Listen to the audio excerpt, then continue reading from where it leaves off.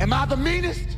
Pawn's drunk. Am I the prettiest? Pawn's drunk. Am I the baddest mofo low down around this time? Pawn's drunk.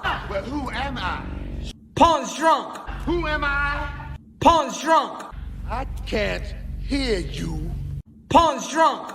AKA Mr. Moo Woo Shine himself. Of Harlem.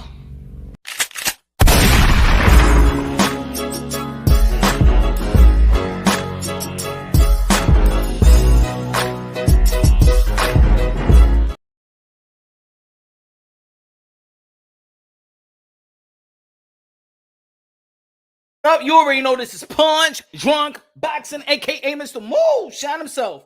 Dímelo, mi gente, que lo que? Que lo que, mi gente? God bless each and every one of y'all. What's good? What's good? What's good? Y esta vaina que está aquí. What's good? What's good, y'all? What's good, y'all? What's good, y'all? Fight week, fight week, fight week. One of the most anticipating week in decades. In a decade, or almost close to a decade. My fault. Hasn't been that long since Mayweather and Manny Pacquiao. Hasn't been that long. Y'all already know this is Punch Drunk Boxing, a.k.a. Mr. Moonshine himself, a.k.a. El Adobo, el Sazón, el Borracho, el Pastor de Boxeo. Fight week. Everybody excited. Tomorrow morning, we got Inoue versus Stephen Fulton. What a beautiful matchup it is. And I know it's been tainted a little bit because of Stephen Fulton accusing, not Stephen Fulton's team accusing Inoue glove tampering, raps now, and that's glove tampering and glove and the raps. It seems like, man, they're threatened by something.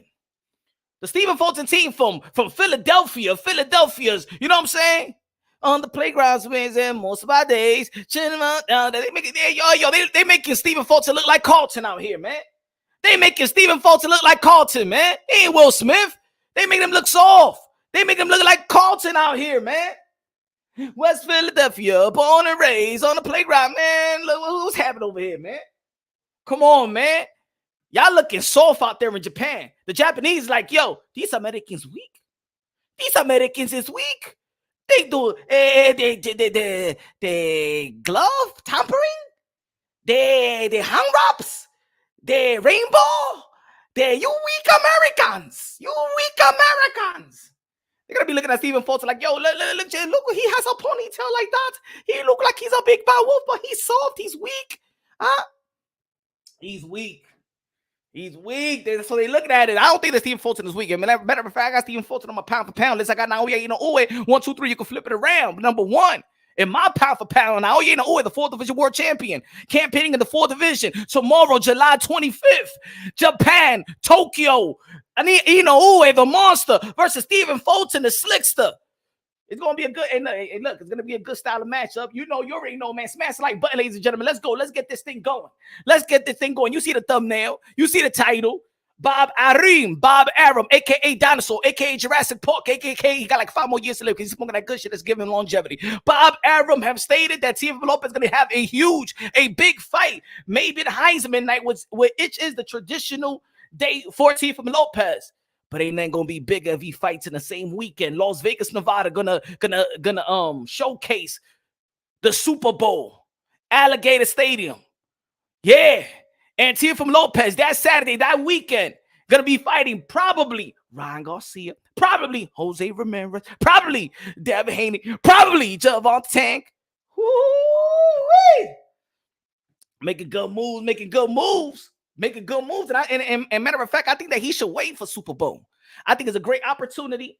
It's a great opportunity for Teofimo Lopez to have this. And look, everybody going to be in Las Vegas. It's going to be a huge Super Bowl weekend out there in Las Vegas. Teofimo Lopez going to be fighting in that Saturday. They better not drop the ball. Top Rank don't drop the ball. Matter of fact, maybe they want to fight closer because, of course, they want to stay. They want to stay in the gym. They want to stay sharp because he was hella sharp versus John Taylor. But if you wait a little bit, you got to think about the brand takeover. The takeover is taking over the Super Bowl. It's big news, ladies and gentlemen. February 10th, suck your calendar. February 10th, Las Vegas, Nevada. Teofimo Lopez, the takeover, takes over the Super Bowl. Takes over the Super Bowl weekend. Let's go. Everybody gonna be out there. The celebrity's gonna be out there. Moolah's gonna be out there. Money gonna be out there. The lady's gonna be out there. The show's gonna be out there. Money. Everybody's gonna be out there. Everybody gonna be tuning in. Everybody gonna be putting money on commercials. Everybody gonna be tuning in on ESPN, First Take, Super Bowl. Teofimo Lopez probably gonna be whichever team. Hopefully the New York team goes over there. Let me know what y'all think about the move. Savage in the building. One of the members of Punch Drunk Boxing. Dímelo, mi hermano. Que lo que? Jay in the building. 11 in the building. Rigo in the building. Charles Edward. Queso in the building. Queso americano. Queso suizo. Queso de todo. Queso de todo. Hacer un sandwich today. What's good? What's good? There's certain things to talk about. You know what I'm saying? Of course, everybody's still going to be breaking it down. Break it down this weekend, July 29th, one of the most anticipated fight of the year. The 3-division world champion, 140 undisputed, probably going to be one of the first guys to be, not dispute that he's going to be probably the first, the first. Bud Crawford has a chance to become 2-division undisputed world champion. Of course, Clarissa Shields got that, but that's on the female side. But on the men's side, y'all already know Bud Crawford got an historic fight in front of him. Y'all already got the Olympian, Earl the True Spence, regarded as a pound for pound fighter, regarded as #1 in the welterweight division. Got all the 3 belts. He only needed 1. You know, he calls himself the big fish. We don't know if he's gonna be the big fish or he's gonna be the tuna fish in Al 9. We don't know. Jackie Hernández, la reina de boxeo. ¿Qué lo que, mi amor? What's good, man? Is Earl the True Spence going to be the big fish or he going to be the tuna fish in Al 9 with the water or vegetable oil? You let me know what he's going to be, ladies and gentlemen. Huh? Is Bud Crawford going to showcase who a lot of people feel like he is? Floyd Mayweather say he's the best fighter in the world. A lot of people say he's the best fighter in the world. They have him on the pound for pound 1, 2, 3. You can flip it around for years and years and years. But his resume looked like, But anyway, we're not going to downplay anything. We're not going to do that. But just like I said yesterday, I hope this fight does not end in corruption and robbery. I hope that the fighters dictate the outcome of this fight. That's all I want. But do I have confidence that the fighter is going to dictate the outcome of this fight? I don't know. There's a rematch clause, and with a rematch clause, it's indirectly you probably going to be looking past your opponent, whichever one. If it's a rematch clause, are you going to give it your all? Are you going to give it your best? Earl the True Spence said that he's moving to the 154-pound division. So even if he wins, or lose, or draw, he's moving up. Does he want it real bad?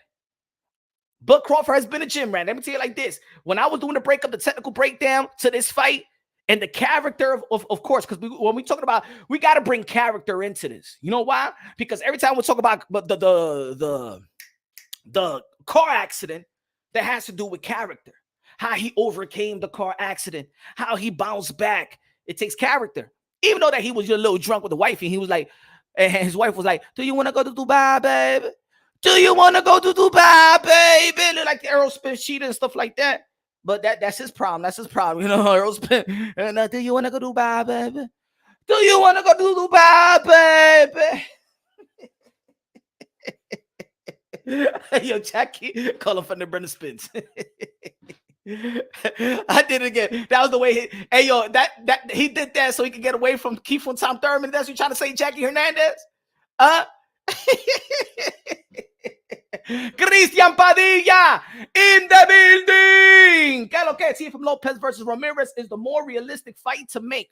Also, Jose Ramirez, you already know he's managed by Rick. Jose Ramirez is going to be his last fight with Top Rank. Barbosa just moved. I think he's a free agent right now. So both of the clients of Rick, it's been having not bad luck.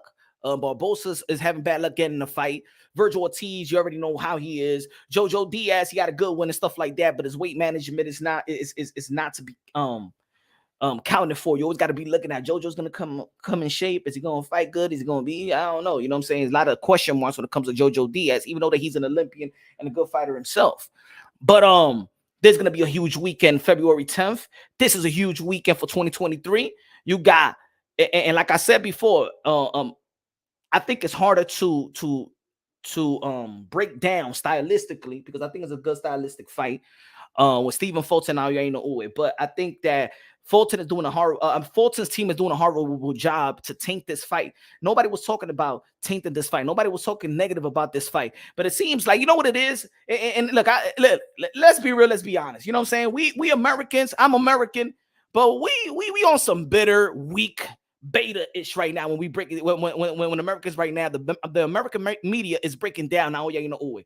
First and foremost, a lot of channels, they don't even give a damn about Naoya Inoue. You don't watch his fights, you don't know his opponents, you don't give a damn about him. I remember a lot of people was like, well, I don't pay attention to this lower division. I don't pay attention to midgets. I've been following Naoya Inoue for a long time. I've been speaking about Naoya Inoue for a long time. Remember when I was doing a bunch of videos, Naoya Inoue versus a possible fight with Riel Casimero. You remember that? That broke my heart. That was supposed to be April 25th. I was ready to go out there to Japan. Japone. I was ready to go out there. Now all these people want to talk about, but why is Inoue pound for pound? Who did he fight? Who did he have as his resume? You didn't give a damn about Naoya Inoue anyway.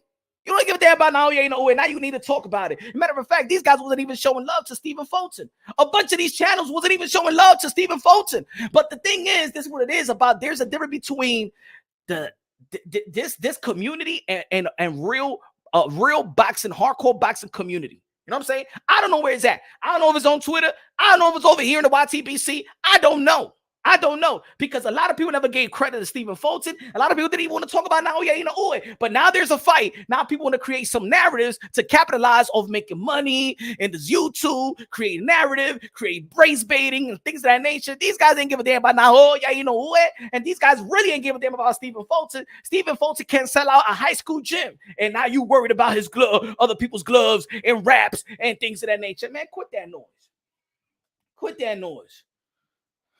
Raider Reaper con lodo peso de plátano. Super chatty patty gay. Will Teofimo Lopez overseek his revenge against Campbell? So let me tell you like this about Campbell. He don't deserve no big fight, in my opinion. No. He don't deserve no Shakur Stevenson. He don't deserve the Gervonta Davis. What he should be doing is go with Maxie Hugh to the IBO and appeal that fight. He'll take a matter of fact, Maxie Hughes, I heard you're going to appeal the fight. I'm going with you. Hey, yo, look, IBO, I don't deserve this. I'm not going to take the glory from this man. He's worked his way. He is a Cinderella story. I can't do that to this man because I wouldn't want it to do it to me. So I want George Campbell. So I don't give a damn who's going to be fighting next. I don't give a damn. All I want him to do is hold Maxie Hughes' hand and go to the IBO headquarters and say, we are appealing this decision and I don't deserve this victory. It is morally wrong. And I'm afraid that Dios me va a castigar and God is going to punish me. That's what I want George Campbell to do. That's what George Campbell wanted to do. That's what I want. Domingo Bonilla! This is a good fight to bet on the underdog. Oh, yeah. Remember, I did the video about the underdogs, right, Domingo? I did the video about the underdog. What's good, Rap Star Boxing 9 is the voice of the UK. UK! In the building, London, bruv. He said, Mr. Moonshine, the best in the business. Good looking out, my brother. Appreciate you, my brother. Gracias, Bonilla. Kevin Effect in the building. One of the members of Punch Drunk Boxeo in the building. What's good? Charles Edward.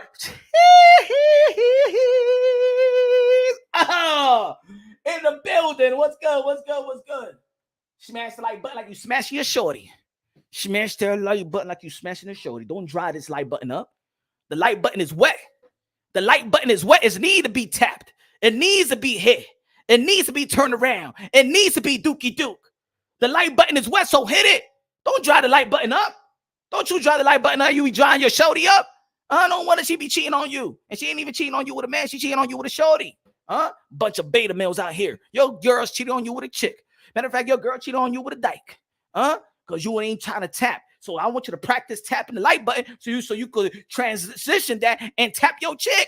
That's all I want you to do. Practice tapping the like button so you can practice tapping your chick. You feel me? You get it? All right. Like button is wet.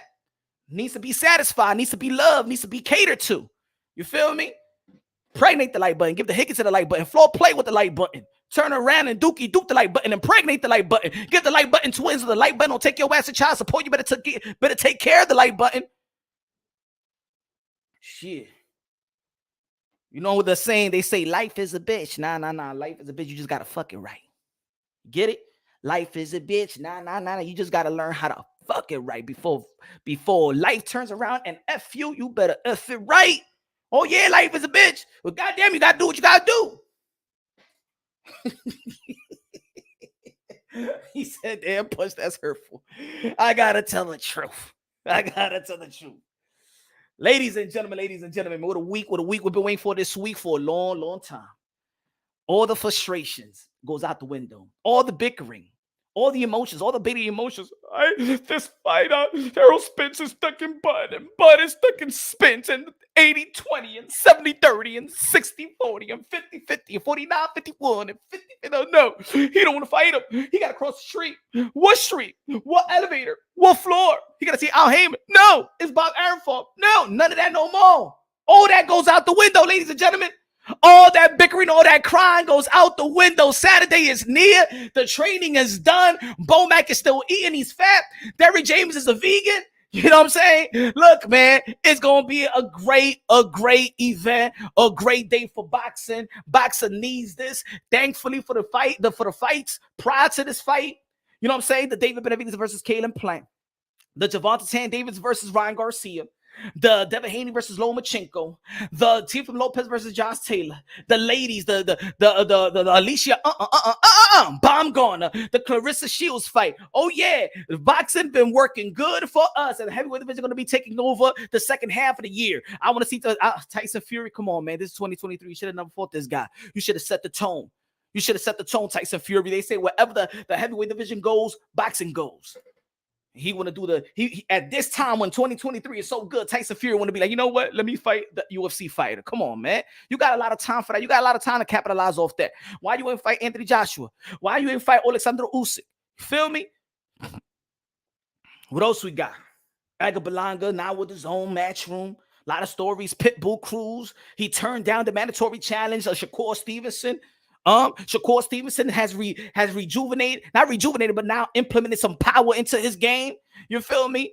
Teofimo Lopez humble everybody. Lomachenko. A lot of people feel like he's robbed, but he's still in contentions. Devin Haney probably going to be moving up to fight Regis Prograis. Regis Prograis ain't look that good, but I believe that he's going to look good versus Devin the Dream Haney. And Devin the Dream Haney, we're going to see if he's going to transition the power into the 140-pound division. It's going to be Keith von Tom Thurman still not fighting. Ugas still recuperating. I don't know. Jerome Boots Anderson is 30-0. We still need to put some good names on that resume. Virgil Ortiz, I don't know what's happening with his health. Hopefully he's in the 154. The 154-pound division is a good division for Honduras because he rides back up. Eric Saluba with a good win. Brian Castaño versus Virgil Ortiz. That would be a good fight, y'all. Virgil Ortiz versus Brian Castaño, that will be a good fight. Is Patrick Teixeira going to be back? I don't know. Jamal Charlo going to be fighting Canelo Alvarez, the 4th division world champion, super middleweight undisputed, aka Canelo, aka Cartelo, aka Cashinelo, aka Payday, aka get the fuck out of here, man, versus the Iron Man Charlo. I ain't talking about the Iron Man and the Avengers. I'm talking about the Iron Man from Houston, Texas. Houston, Texas, the land of Booker T and Harlem Heat. The five-time WCW champion Booker T. The land of Booker T. Is Jamal Charlo going to return? I don't know. I hope he's winning in the court with his baby mama. At least he's winning that. Demise Andre working with Al Heyman again. Wow, that's a surprise. We still haven't seen Al Heyman. Al Heyman is still a ghost, but he's doing everything in the sport of boxing. You know what I'm saying? You got faith in Al Heyman like you got faith in Jesus. They'd be like, but I never seen Al Heyman. You never seen Jesus too, but you still got faith in Jesus. In boxing, I got faith in Al Heyman. You feel me? Smash the like button, ladies and gentlemen. Y'all already know El Pastor de Boxeo is delivering the goods with a good passion. Let's go. And maybe your boy, Mr. Moonshine, is going to step inside the ring with any other YouTuber that got a problem with your boy. Oh, yeah. You think Jake Paul the only one that's going to get money? KSI going to get money? I want to get this YouTube money too. Forget about debating other channels and arguing and bickering. I want to fight other channels. Come on, put me in the ring, coach. Put me in the ring. Let's go. Smash the like. Shit. Now, you saw the death stare yesterday? Ladies and gentlemen, you saw the death stare when looking at Fulton. You talk about. You have no respect. You have disrespected me. You talk about the hand wraps. You talk about glove tampering. You disrespect my culture. You disrespect me as a warrior. I am Tokyo's finest. I am Tokyo Samurai. Stephen Fulton of Philadelphia. Fuck of Philadelphia. Oh yeah, you know it was tight. Oh yeah, you know it. How this going to disrespect me? How you going to disrespect me, Fulton? Huh? With your little ponytail, you faggot! What is this? Huh? Who do you think you are? Huh? Eddie Murphy and Coming to America with the tail? Who do you think you are? Disrespecting me. Hang wraps. You afraid of power. You're afraid of Japanese power. You're afraid of samurai power.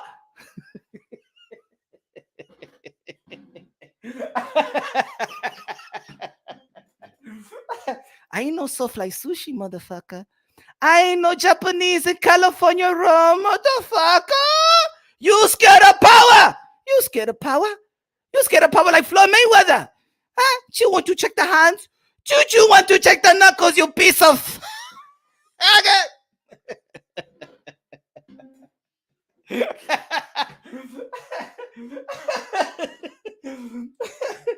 Oh shit.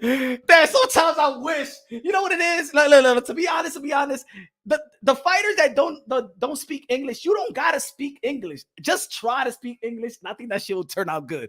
It's like Canelo Alvarez. I don't want Canelo Alvarez to really know. I just wanted to try to speak like you motherfucker.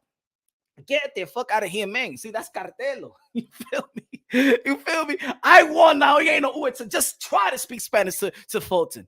What do you want to say? What do you want to say to Stephen Fulton? Hey, yo, now, you know what? Yo, this you, my brother. Hey, yo, they saying that you tampering with the gloves. They trying to sound like Deontay Wilder. That's contagious. You understand what I'm trying to say? There's Deontay Wilder and stuff like that. What you feel about that? Now, you know what? What you feel? They got a Nate Nemi out there in Tokyo. What you feel about now? What did they say? I need translator. No. Now you're gonna say, no, fuck the translator. I tell him myself, I learn English. Do you have a problem? Huh? You in my country. I don't give a fuck about your rules in America. I don't give a fuck. You have to obey to the rules in Japan. Okay? If I want to rap this shit 500 times, it's in Japan. I know America. You in my land now. Fuck the rules. Huh? What your coach is talking about? He thinks he's Allen Iverson with the cornrows. Fuck him too. I fuck him out too. This is Japan. It's Japan rules. Okay? I went to America. I went to the UK. You haven't even left Atlantic City, you piece of human garbage. Okay?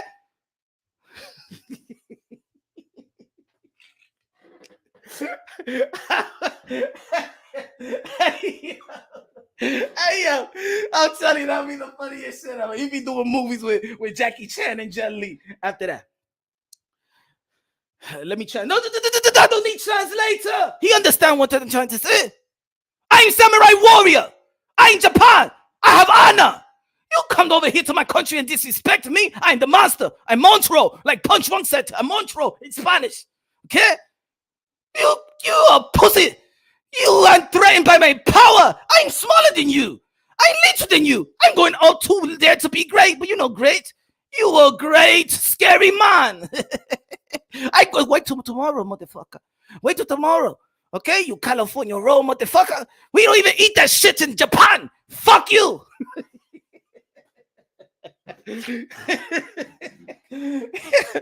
Oh, man, I wish I had lived through that shit, man.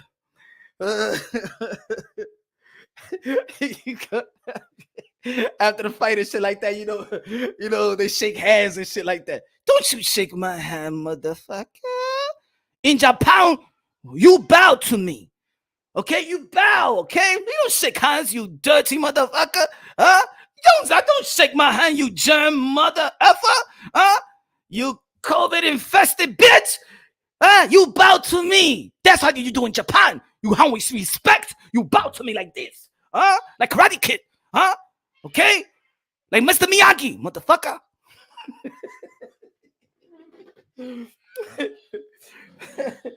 Oh, man. Come on now, I know it. Come on, give me that action. Give me the action now, you know. Give me all now, you know, we want all that smoke right now. Well, all that smoke. Hey, yo, calm down out here. There you going overboard. I ain't going overboard. He said I can cheat. He called me cheater. I ain't samurai warrior. I ain't samurai warrior. I'm Japan. Great king. He said I ain't cheat. He said I rip it, wrap the hands. He said it's like cement. No, don't disrespect me. What have you done in your career? Fuck you. What have you done in your career? Okay? I'm 3 Division 1 top here. I'm undisputed. What the fuck you done? I ain't on her fame. Steve so man, what the fuck are you talking about? What the fuck is you talking about? Huh? What you talking about? Who you? You got the fade? You have beard? And you have a gay ponytail like that, like my little dicky. The same size of my dick is the ponytail in your back, you bitch. Okay? Cut that shit off. Who's your barber? Fucking bitch. Who do you think you are? The golden child? Oh. Man, it's going to be a good fight tomorrow morning. We're going to go live. We're going to go live, ladies and gentlemen. If you want to follow the channel, subscribe to the channel, we're going to go live. Shout out to Mill City Boxing in the building. Shout out to Mill City Boxing. Everybody subscribe to my brother Mill City Boxing right now. If you got your smartphone, use it smartly and subscribe to my brother Mill City Boxing. Say American acts like stacking the hand wraps is illegal. Only say that ish with a big punch. Facts. They don't want to say that with a big punch and stuff like that. Huh? Why? These men so scared of that, as a matter of fact, he's the little guy. Why are you scared of the little man? He's a little guy. He's the one moving up. He's the one that's daring to be great. He's the one that came from 112 pounds and shit like that. Why are you scared of him? Hey yo, if we seen the hand wraps, and if the hand wraps, you know what I'm saying, we ain't gonna fight because he rap and shit. Shut the. I wanted out here, who would be like this when he was. Shut this fuck up, huh? What you talking about? Hand wraps and hand wraps, huh? Everybody seeing video my hand wraps, huh? I bet you bare knuckle. I do it whatever you want, whatever you. I even use your Wilson glove. You lucky. I don't use the puncher's glove like a Raves. You lucky I don't use the puncher's glove. Matter of fact, fuck that Wilson. Give me the puncher's glove right now. I show him what I want. I show him what I could do, really. You know that the Wilson gloves are more to protect the hands of the fighters, right? Now you ain't know what it said. Fuck that. I don't want no Wilson glove. You lucky I used the Wilson glove. As a matter of fact, for you talking shit, give me the Raven glove. Give me that. Give me the gloves. Give me the gloves that Tyson Fury wore. Fuck you up like they fucked up Deontay Wilder, your pussy friend. They're like to twiddle around and dance like a bitch. Oh.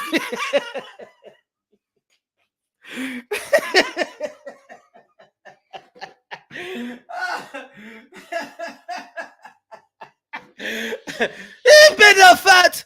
I'm gonna get you mad now. I got to call my friend Tyson Fury to give me some gloves, motherfucker. I'm going to fuck you up now, bitch. For real. I was going to barbecue the ribs, but I'm really going to punch your soul into your chest, my soul into your chest, okay? And I'm going to make you dance. I'm going to make you do the twerk like Deontay Wilder, you bitch. I'm going to have you delusional, motherfucker. You're going to be talking about race. You're going to be talking about their costume. You're going to be talking about that ponytail was too heavy for your head, motherfucker. Ew, Kevin the Feck in the building. Is double stacking legal? Yes. Hell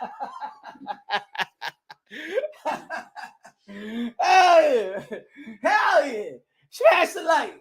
Get looking out with an Lopez and the Plátano. Stack that shit up and put water on it. Stack it up and put water on it. That's it. Oh man, no, I do like. No. I like Stephen Fulton, and now you ain't no what.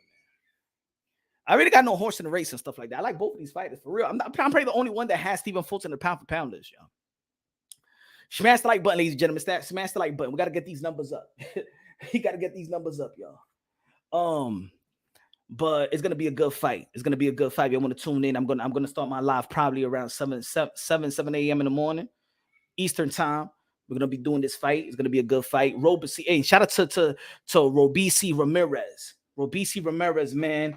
the Cuban embassy is really effing up. It's really being unfair to Robisi, who is a Cuban fighter. Let me give you the statement in which Robisi have stated. Today, just minutes before the official weigh-in of what will be my first title defense, my team informed me of another vicious and tyrannical act of the Cuban dictatorship against me. As it turns out, the Cuban embassy in Japan contacted the network broadcasting the event to expressly prohibit them from playing the Cuban national anthem prior to my presentation.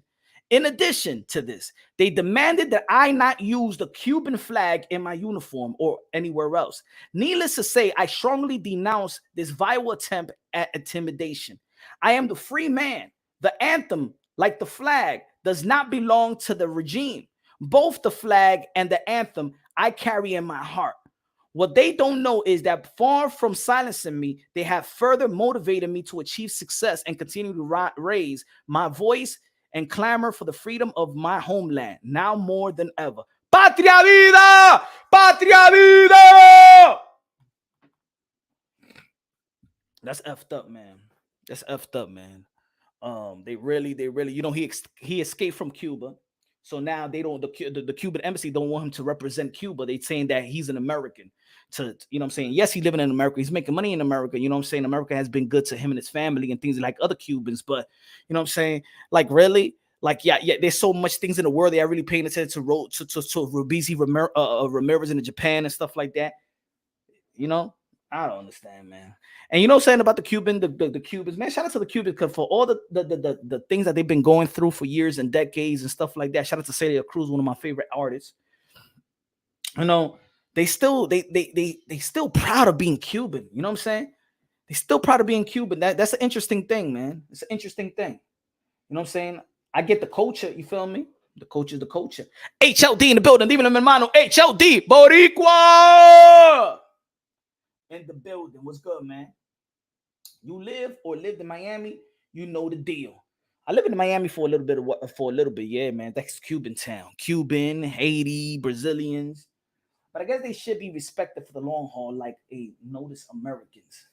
Yeah, they said they're gonna play the American national anthem, not the Cuban national anthem and stuff like that. But keep on fighting the good fight, man. I might not be Cuban, but my son is Cuban too. So, you know what I'm saying? My oldest son is Cuban.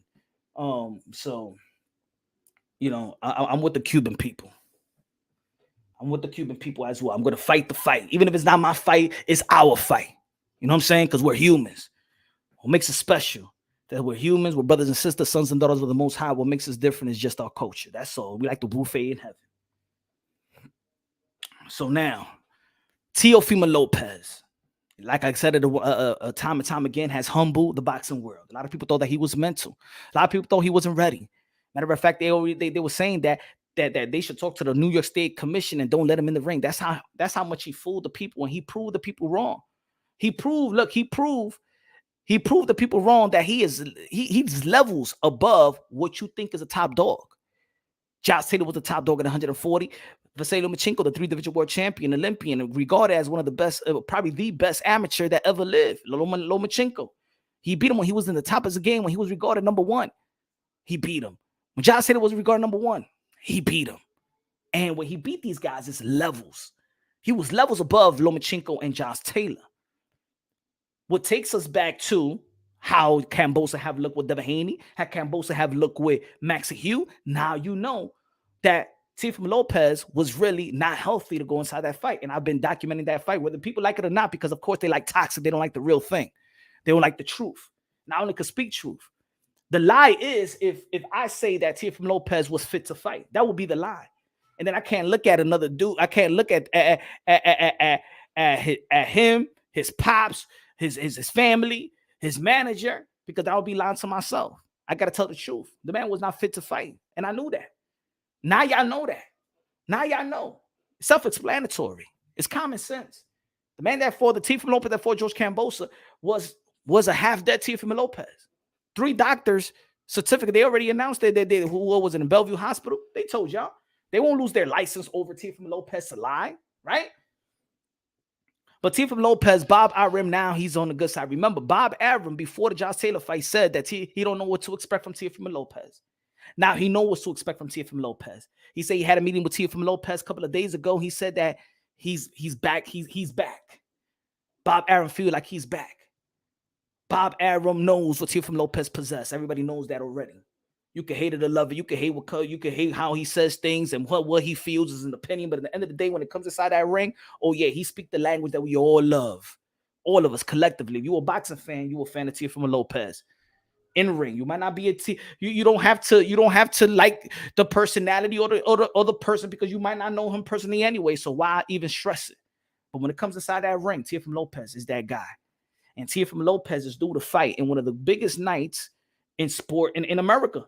The biggest weekend, Super Bowl weekend. The whole world is paying attention, the casuals, everybody.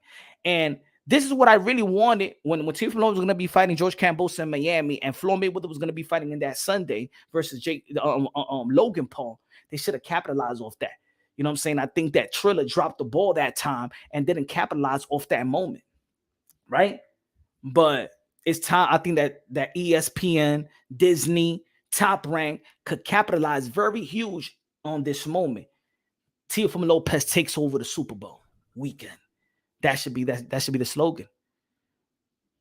The endorsements will be there.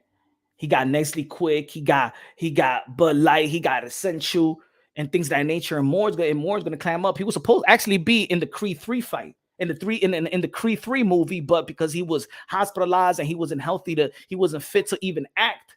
You know what I'm saying?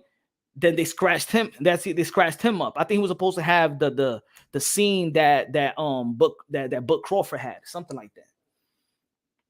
But I think it's gonna be a special night. It's gonna be a special night, Las Vegas Super Bowl. We don't know what team is gonna be going. I hope one of the New York team is gonna go.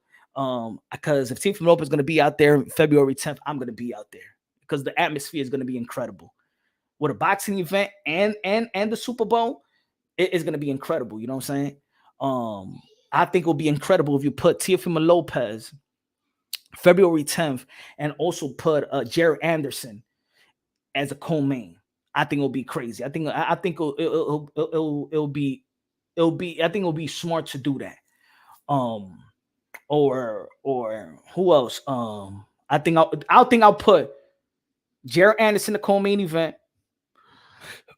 But he's doing already main events, but I put him in the co-main event. If it's a big fight with Teofimo Lopez, you know what I'm saying? Like, I think that, and I'm gonna tell you like this: before the George Kambosos, Bob Arum was very interested in and he was already in talks with Mayweather, with Floyd Mayweather, and they was and Bob Arum actually wanted Teofimo Lopez after the George Kambosos fight to fight Gervonta Davis. That was going to be in the works. It wasn't Devin Haney at that time. Bob Arum didn't want to deal with Devin Haney because, of course, they didn't show up to the meeting that time, and he felt like he was wasting his time and things of that nature. Things have changed, but I know that Bob Arum, before the George Kambosos fight, with a win with George Kambosos, they would have tried to make the Gervonta Davis fight. I know that for sure. So maybe a Gervonta Davis fight. Ryan Garcia, you know what I'm saying?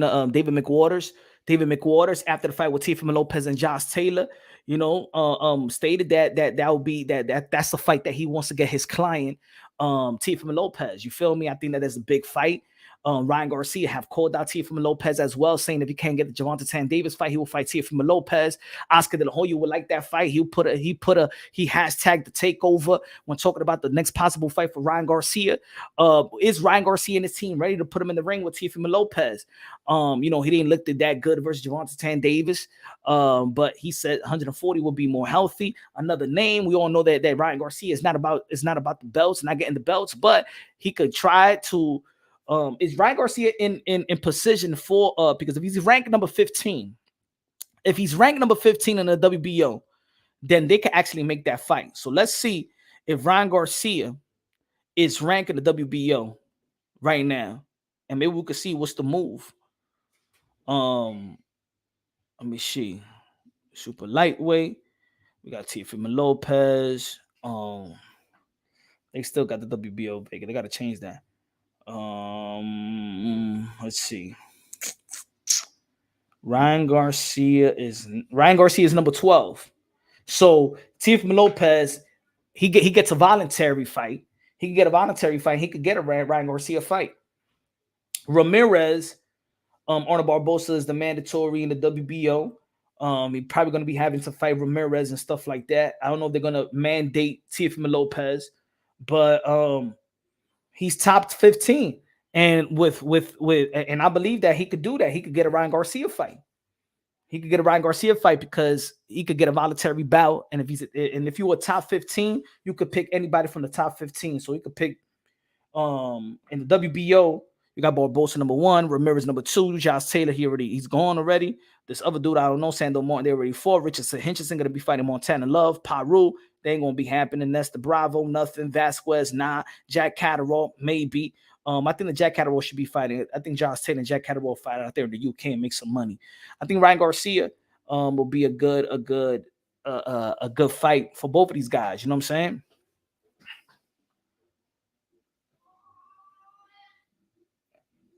Okay, wait. How can you?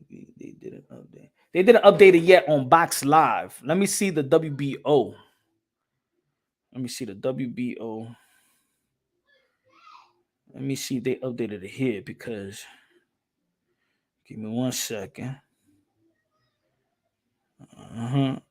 Where we at? June, July. Lightweight, junior lightweight, junior welterweight. Boom. Yeah, they haven't updated it yet. No, they got Teofimo Lopez as a super champion. So they got Teofimo Lopez as a super champion, and looking like that, they elevated him as a super champion. So Teofimo Lopez, peep this. Look. Teofimo Lopez as the super champion, meaning that as a super champion, Teofimo Lopez was a champion in the lightweight division, and probably that's why they gave him a super champion. If he's a super champion, peep this, guys. Hold on. Peep this.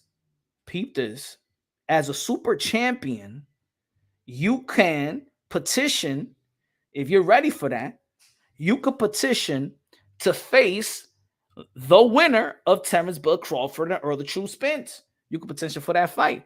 Alexa Rocha, if he moves up, and I believe, look, think about this. If I think Teofimo Lopez could possibly become a 3-division world champion, let's say this is the scenario. Look, Terrence Bud Crawford is a super champion as well. He could move up to the 154-pound and use that belt and use it to put himself in position for a world title. Let's say Terrence Bud Crawford or the True Spence, whoever the winner is, and then they go to the 154, they drop the belts. Then Teofimo Lopez is going to be fighting Alexis Rocha. That would be a good fight, in which I think that Teofimo Lopez actually could beat Alexis Rocha. He'd become a 3-division world champion at the age of 26. Which I think, folks. You got Cody Crowley. You got Rashidi Ellis. You got, Virgil Ortiz is going to be moving up to the 154-pound division. But I'm going to see it like this. If the winner of the Earl True Spence and Bud Crawford, whatever they win, they go to the next division, they go and drop the belts. Alexis Rocha and Teofimo Lopez could be fighting for that vacant title, and Teofimo Lopez has an opportunity to become a 3-division world champion and that would be an incredible thing. In my opinion, I think I think Teofimo Lopez, if he's going to be fighting anybody in the welterweight division and stuff like that, that would be a good fight. That would be a hell of a fight. Out there in Vegas, out there in Cali, or something like that. That would be a hell of a fight. If he wants to move up. What about Barbosa? Well, Barbosa got to figure out where he's going to land in. You know what I'm saying? Barbosa, he's already a free agent. He's not with Top Rank anymore. I'm not sure if he's going to be with the Zone. I'm not sure if he's going to be with Eddie Hearn or something like that. His manager Rick will have to make those type of business adjustments and business decisions. And to be honest, Barbosa should have been in a fight a long time ago. He's been a professional since 2013, and the biggest name on his resume is what? Pedraza? Is it Pedraza? Is it Richard Comey? Who is it? Richard Comey? Or is it Pedraza? I think that yeah, he's been trying to get a fight with Teofimo Lopez, but Teofimo Lopez was in the lightweight division, what you've been doing in the 140-pound division for a while. So I don't know. Almighty don't like nobody. Con los 5 pesos de super chari parique. Compay, is it me or Spence versus Crawford not creating a buzz? You know what? I don't know, man. to be honest, man, I do see it I do see it promoting. I do see commercials. Kelvin, de lo mío, que lo que. I think it's creating I think they're marketing very well. I think they're trying their best. The marketing team is trying their best. But in my opinion, I just don't think that Earl the True Spence and Crawford just don't have that personality. They don't want to go out there and really promote. It's not enough for a big fight. A lot of people saying that fight sells itself. Yeah, it sells itself for us. But if they really want to put it this way, man, if we're talking about back end of the pay-per-view, and that's your money, and that's why you're gonna get your real money. I don't understand why these guys just really don't sell themselves and try to promote this fight, because promoting the fight is not about you just promoting your fight and you not getting out of character or whatever like that, but that's your money. You know what I'm saying? I think that they're not capitalizing the way they should, maybe not within their characteristic, but hey, I'm going to watch the fight. I'm going to watch the pay-per-view. You know what I'm saying? So it is what it is, man. But I don't think that. I think the company, I think that Showtime is doing a good job. I think the marketing is doing a good job. I just don't think that Bud and Spence just have that personality to grant that type of attention like that. And these guys haven't fought on free TV for a while. A lot of people it's not acquainted with these guys. You know what I'm saying? But hopefully it does great numbers, man. I heard that the ticket prices is coming down. I haven't heard that it's sold out. It's still not sold out. And we're in fight week. That's very, very strange. This is one of the biggest fights in the sport of boxing. And I think is a letdown a little bit, because we've been talking about this fight for so long that the anticipation, yeah, I feel it from the boxing fans, but the casuals, I haven't heard nobody come up to me and be like, yo, what's good, yo, with the Earl Spence and Bud Crawford. They came up to me with the Tank Davis and Ryan Garcia. People that I know that don't pay attention to nothing about boxing came up to me when it was ready about Gervonta Davis and Ryan Garcia. Yo, who you got, Tank? Who you got, Ryan? Sometimes they didn't even know who Gervonta Davis' name. Yo, that dude that's Floyd Mayweather's fighter. Yo, Floyd Mayweather's fighter. You know? Let me see where the poll at. Oh, let me see where the poll. Y'all think Teofimo Lopez is going to be fighting February 10th? Let me see. Smash the like button, ladies and gentlemen. Smash the like. How many likes we got right now? We got 72 likes. Let's push this to 100. Ladies and gentlemen. Let's push this to 100. Let's go. And that's a shame for the sport. Yeah, that is right, Charles. That's a shame for the sport, man. But I do got to give credit to Showtime. I think they're doing a hell of a job. But yeah, I was in the mall the other day, and I saw a poster of, and I rarely see posters out here in the tri-state area anymore. They don't put no boxing posters, but I seen a poster of Earl the True Spence and Bud Crawford. So they actually promoting the fight. I seen commercials of it. You know what I'm saying? Not only commercials I was watching a baseball game yesterday. I think it was the baseball game the day before yesterday. And they were showing commercials of Earl the True Spence and Bud Crawford, and that was on the Yes Network. I think it was the Yes Network. I forgot what it was, but it wasn't ESPN and it wasn't Showtime, so that was good. You know, HLD said, TikTok breaking news: Devin Haney now in talks for the IBO belt after watching the Emperor George Kambosos' new set of skills and dominance on Saturday. Hello, man. That ain't gonna happen. Let's see. Bill Haney it seems like Bill Haney has said that they're going along with the Regis Prograis. That was a report by ESPN. I think that's a good decision. I think people can't be mad that he's going to the 140 pound and they're going to be great right quick and fight Regis Prograis. Yes, Regis Prograis didn't look that good. It seems like Devin Haney does want to fight the fighters right away when they don't look that good. He wanted to fight. Not really, because he wanted to fight George Kambosos right after, but he wanted to fight Teofimo Lopez right after. He wanted to fight Lomachenko right after the Jermaine Ortiz fight. And he want to fight Regis Prograis now. I could see Devin Haney really he could outbox Regis Prograis. He can't hurt Regis Prograis, but I believe that Regis Prograis also got, he just ain't look good yet. He didn't look great his last outing, but I think it was a homecoming fight for him. I think he was very excited. He even said it that he wasn't paying attention too much especially on fight week, because of his family and things of that nature. But I think Regis Prograis is a dog. If he could bring that dog, if he could bring that dog and cut the ring off and make it a rugged fight, I think that Devin Haney's not going to survive a Regis Prograis, in my opinion. But if Devin Haney keeps him at bay, in which I don't think so, I do think that Regis Prograis got some good footworks. I don't think he got the same IQ as the Lomachenko and stuff like that to really neutralize the jab, because that's what Lomachenko actually did, is neutralize the jab. And we were talking about that Devin Haney is one of the best jabbers in the game, or probably people say that he's one of the best jabbers in the game because that's really all he shows. But he did capitalize a little bit off the body shots. I don't know how much that was effective. We're talking about Devin Haney. His power has not. We don't know if it's going to transition to the 140-pound division, but we're going to see. We're going to see. I doubt it. I doubt it, because we could see when you have power in a young age. You know what I'm saying? It's when you get older that the power leaves. You know, it's like Floyd Mayweather. I hate when people want to compare him with Floyd Mayweather, but, you know, when they do, they forget that Floyd Mayweather, when he was young, he was knocking people out. You know, Devin Haney is not that type of fighter. If he wasn't that type of fighter then, he's not gonna be that type of fighter now, because if you start knocking people out, then I'm going to be like, hey, yo, you on something. You know what I'm saying? You got to knock people out when you young, hungry, and all that like that. If you start knocking people out right now, nah, it ain't going to work. Regis versus Haney, that's a good fight. Regis versus Haney, I hope is next. You know, you got to give a lot of kudos to Devin Haney to get that fight. A lot of kudos to Bill Haney to secure that fight. If that fight is going to be happening next, you got to give a lot of credit to Devin Haney to go from Lomachenko to Regis Prograis. You got to give a lot of credit. I don't give a damn. He's not one of my favorite fighters, stylistically fighter, but I do love the way that he be moving business-wise, and how, you know, his father asked finagle his way to put his son in position.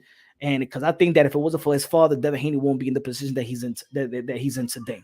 You know what I'm saying? They're getting money, they're getting the fights, they're getting some accomplishments and things of that nature. You got to give credit to Bill Haney. Bill Haney, in my opinion, if he could secure that Regis Prograis fight for this year, you got to put him as manager of the year. You got to put him as manager of the year. You know,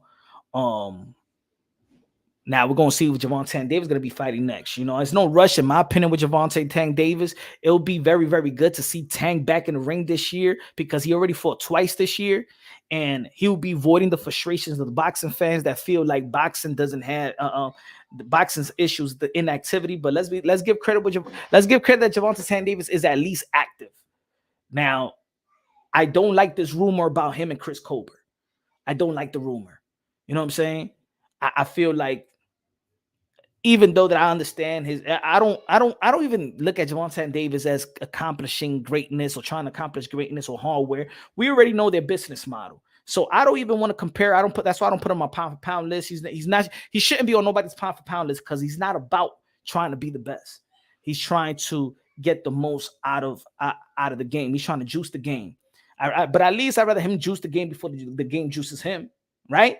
So at least he's telling, you know what it is? At least he's a fighter that tells us what's his business model. He's not about the titles. He's not about greatness. He's not about accomplishment. So I'm not even going to ask him for greatness. You know what I'm saying? Fight a good fight, do a good event, and that's it. But you're not going to be on my pound for pound list. You're not going to be considered as a Hall of Fame in my estimation, because you don't want that. Why we should give him a place on pound for pound list, place as a top fighter, place as a potential Hall of Fame if he don't want to be that. Because if he fight Chris Colbert, he really don't want to be that. Chris Colbert said that he wasn't even feeling great at 135, that he's going to be moving back to the 130-pound division to get Hector Luis Garcia and get his get back. So we know he don't even got, and we'll know that he got no power. He got no power. He got dropped by this guy. What's his name? The dude that De Los Santos beat. Rayo. He got put down. What do you think is gonna happen? He got put down by Hector Luis Garcia. He got put down by Rayos. What the hell you think that Gervonta Davis is gonna do to this kid? And he from New York. I like the way he talk and things like that. You know what I'm saying? But nah, man. Randy in the building. Dímelo, Ponch, el pastor, el sazón, el platanero de boxeo. La música de Randy, no la música de Randy, la música de Randy.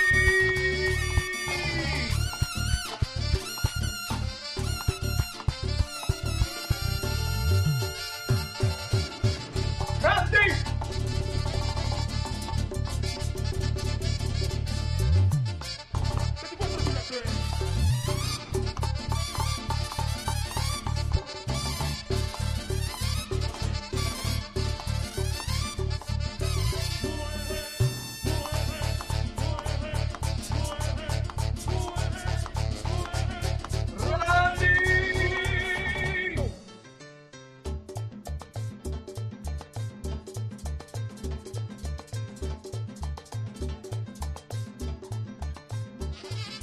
música, Alex Sensation.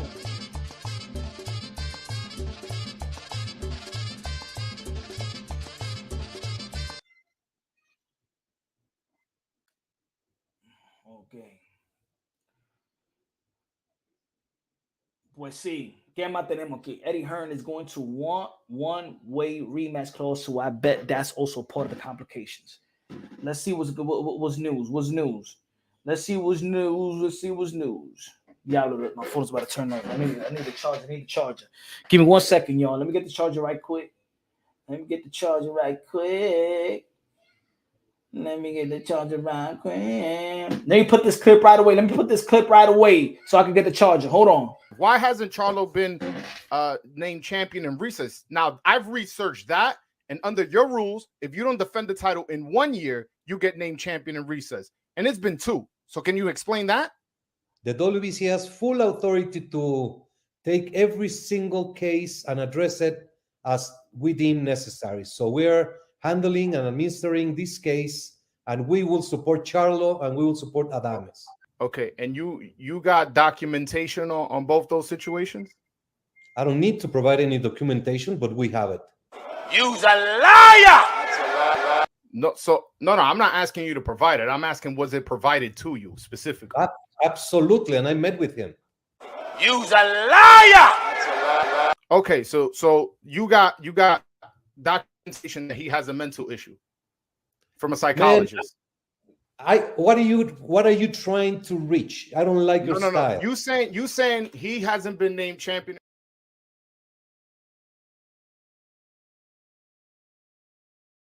Liar, hablador. I'm back. Let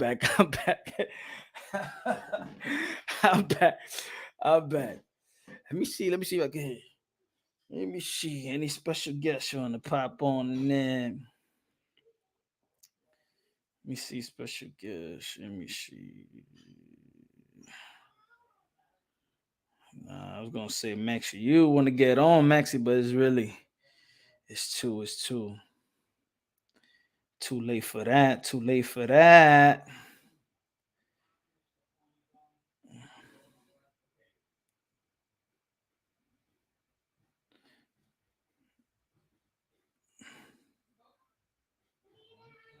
Let me see. Yeah.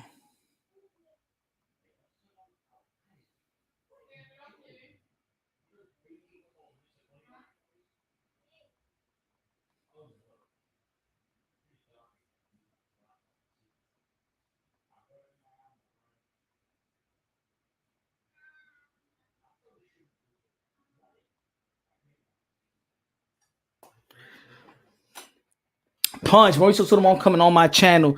You coming to call him a liar. Hablador, así mismito. Hey, Mauricio Solomon, maldito gordiflón, gordito. ¿Qué tú estás diciendo de que Jamal Charlo, que you don't have no limit and no limit? Como si tú eres a Master P de No Limit Soldier. Tú no limit soldier, Mauricio Solomon, maldito gordiflón. Hediondo, hablador, okay? I want to do strippy, Jamal Charlo right now, okay? No playing around, okay? That's what I'm going to tell him. That's what I'm going to tell him. I'm talking about tonight. That's what I'm going to tell him. When you going to come? When you going to come through? Huh? When you going to come through? Tell me when you going to come through. Tell me when you going to come through.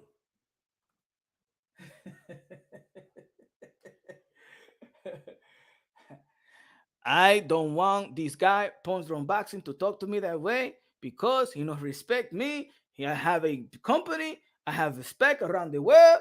I say that Jamal Charlo had problem in head, had problem with the woman, and he's good. He keep champion for us, okay? You're not champion for us, okay? You don't give me sanction fee. You don't give me nothing, Punch the Drone.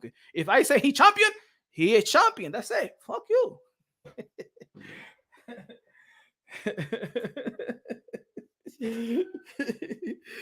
I got you.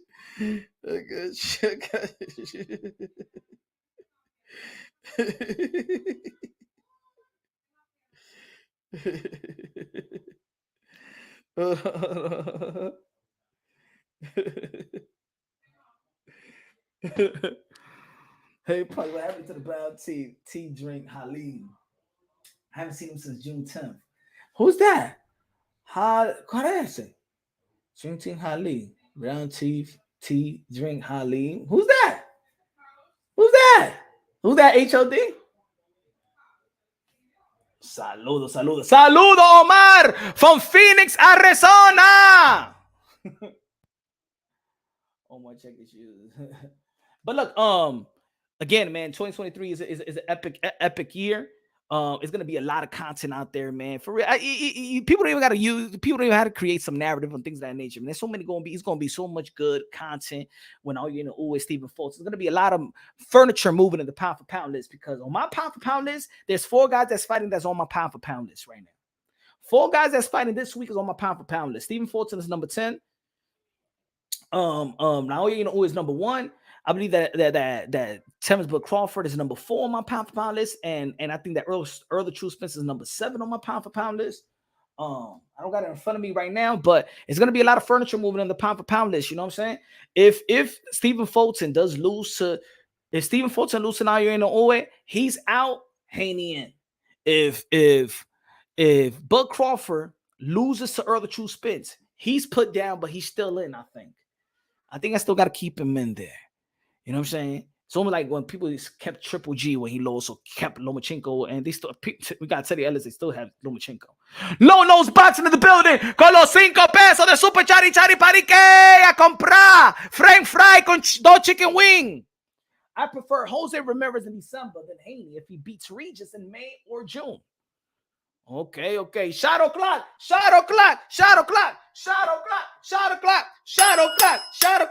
¿Qué tenemos aquí para Shari Parique? Shadow clock. Ahí me meto. Shadow clocking.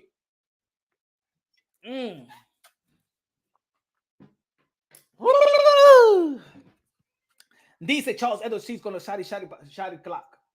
Gracias, Low Nose Boxing. Subscribe to my brother, Low Nose Boxing. Hey, yo, Low Nose Boxing, your favorite fighter is back in the gym. I heard your favorite fighter is back in the gym. Josue Vargas, Low Nose Boxing, and he's working on his clinches and hold. He said the best part of fighting is how to clinch a fighter real tight. How to hold them and neutralize them. You know what I'm saying? That's what he's working on right now in the gym. Low Nose Boxing. Your boy, your favorite fighter, your Puerto Rican fighter, Josue Vargas.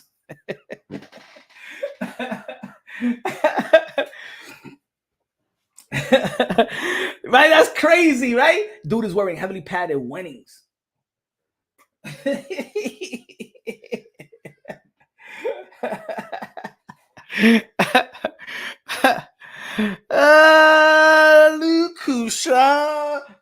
who showed up. Looky. Isn't it the man from the UK, Mr. Rasta? What's good? What's happening, brother? How you doing, mate? What's good? So you saying that you gotta be having Mauricio Sulaiman? Yeah, we got Mauricio Sulaiman coming on in the first week of August. That's a long time. But don't worry, he got some time because he got a lot of things he needs to clarify. You know what I'm saying? But I'm definitely gonna be sending you the link. Oh yeah. You're gonna be Hablador, I say, like, you know what hablador means? Nah, you gotta tell me. Liar. He's a liar, okay? He's no good. These are the principles of WBC. We are a company who are very integrity, and we are here to protect our fighters.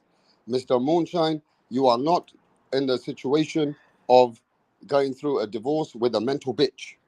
I don't care about his divorce. I don't care how about the baby mama. Everybody most of the father got baby mama drama. I don't care. Okay, that's not mental illness. That baby mama drama. Mr. Moonshine, I want to ask you one question. Dime. You have children? Yes, sir. When your children are taken away from you, the WBC have to protect the fighter because these women today are making men into beta males. We have to protect Jamal Charlo not to change sex. WBC. No, you're wrong. Sure. You're wrong. You know no, why? We want to make sure we have to keep separate categories. You understand? Exactly. Yes, so Jamal Charlo, we are helping him to be a man.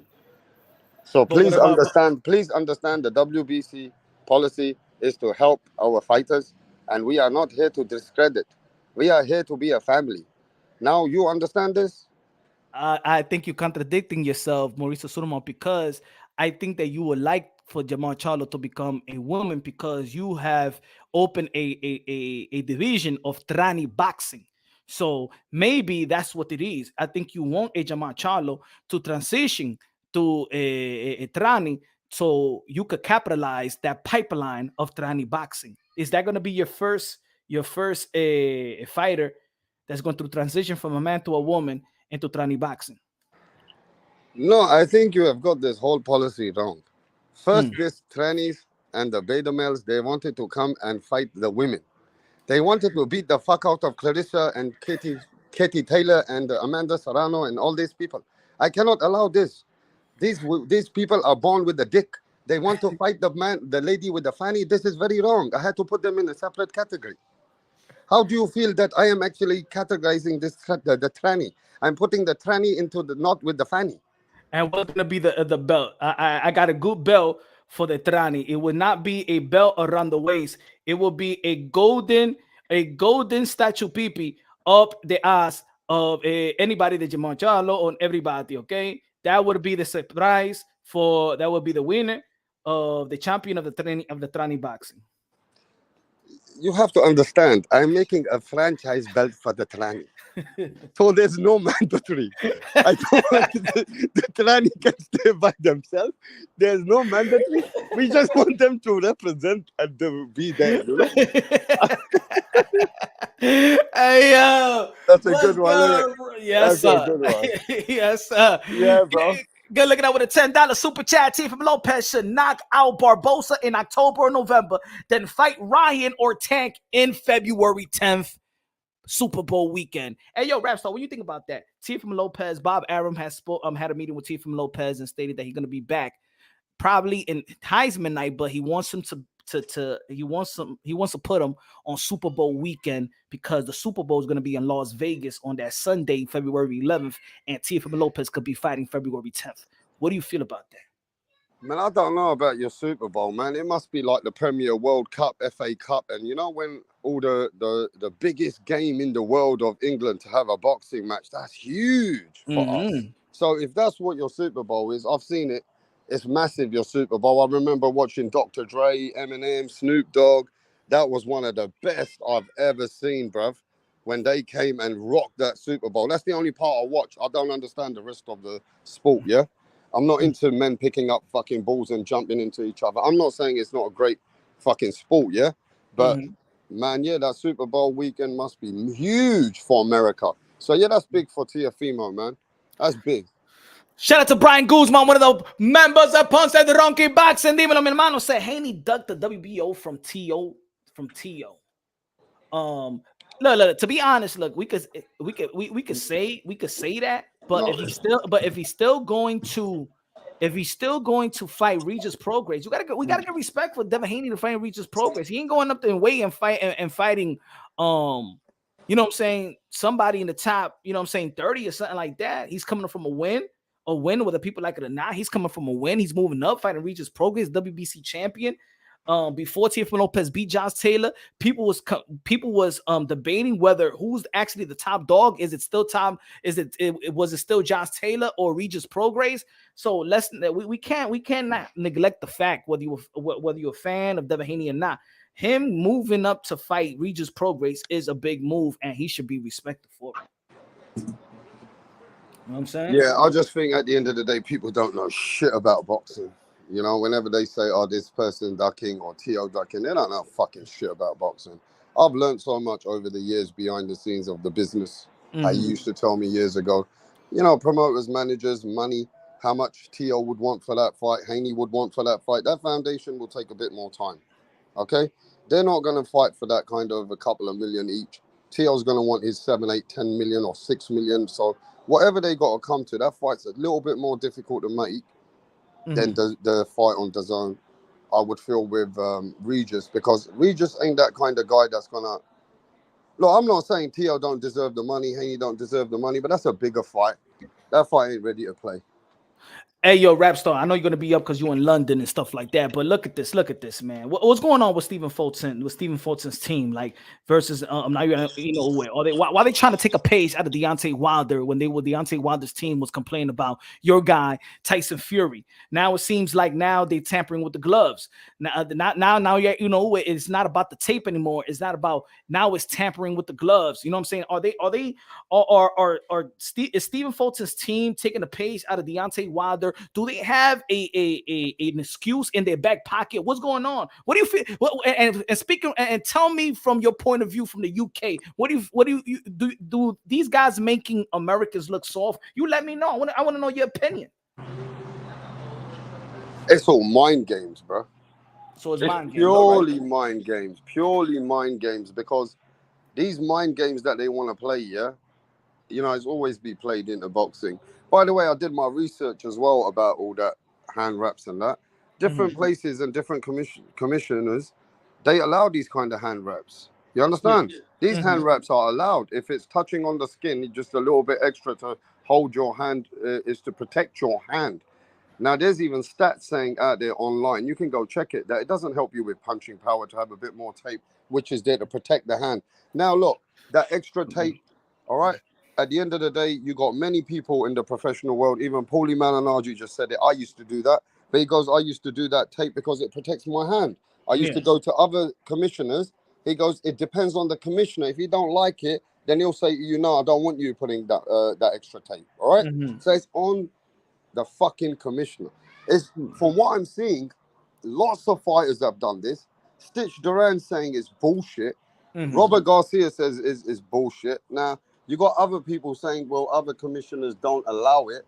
So go do your homework before you go and make that fight, bro. Because to me now after doing all that research, now another thing I gotta say, I did have Rachel and Nanito Donaire was on the background when Rachel came the other day quickly on the channel. She was there for 10-15 minutes explaining to me that there was some kind of an extra rap on Inoue-Inoue's second fight, when they had seen it on Twitter that people were saying there's a little bit extra tape there.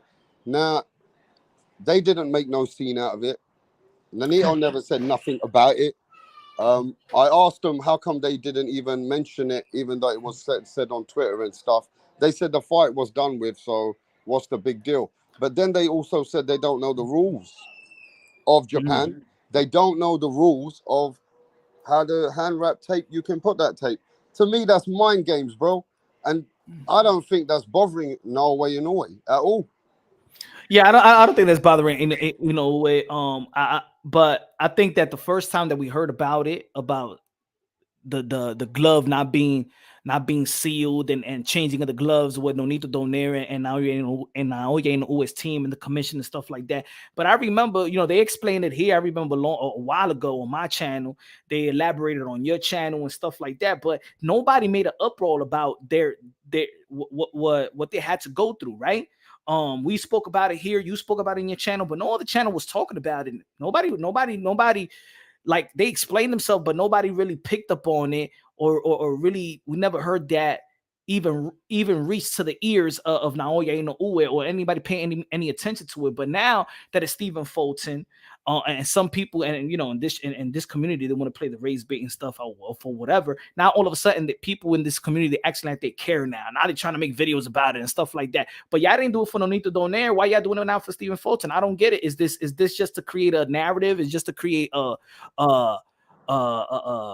video to capitalize from? You know what I'm saying? Yeah, something like that. I told you, playing mind games, capitalizing on that. The other thing you got to recognize is, are they built-in excuses? Are they built-in excuses already been built in? Because I don't like the energy like that, and I don't like the way that they're craving for attention within the public of the fans. If they really, really got a serious problem, why not take it up with commissions and put it up behind the scenes like professional people do? This is childish. Putting it up on the press conference, going out there, putting it on different channels.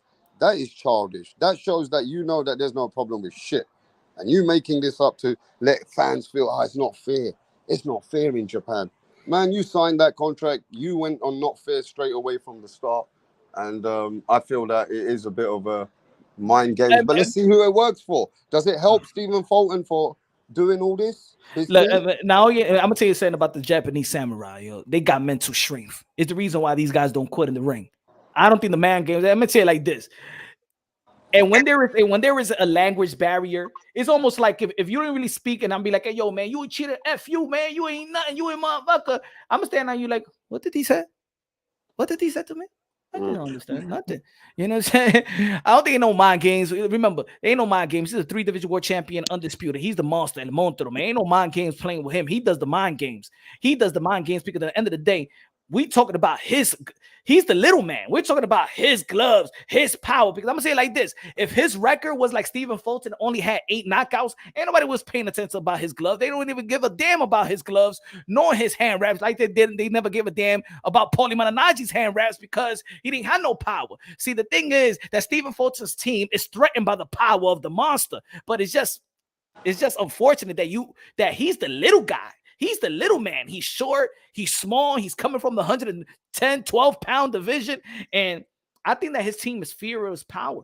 I think they got to build an excuse in their back pocket. So if they lose, they throw it out there. There's as much money they're going to be earning. He is undefeated. There is no rematch clause. So they probably have an excuse in the back pocket. So if they lose, they could ask for a rematch and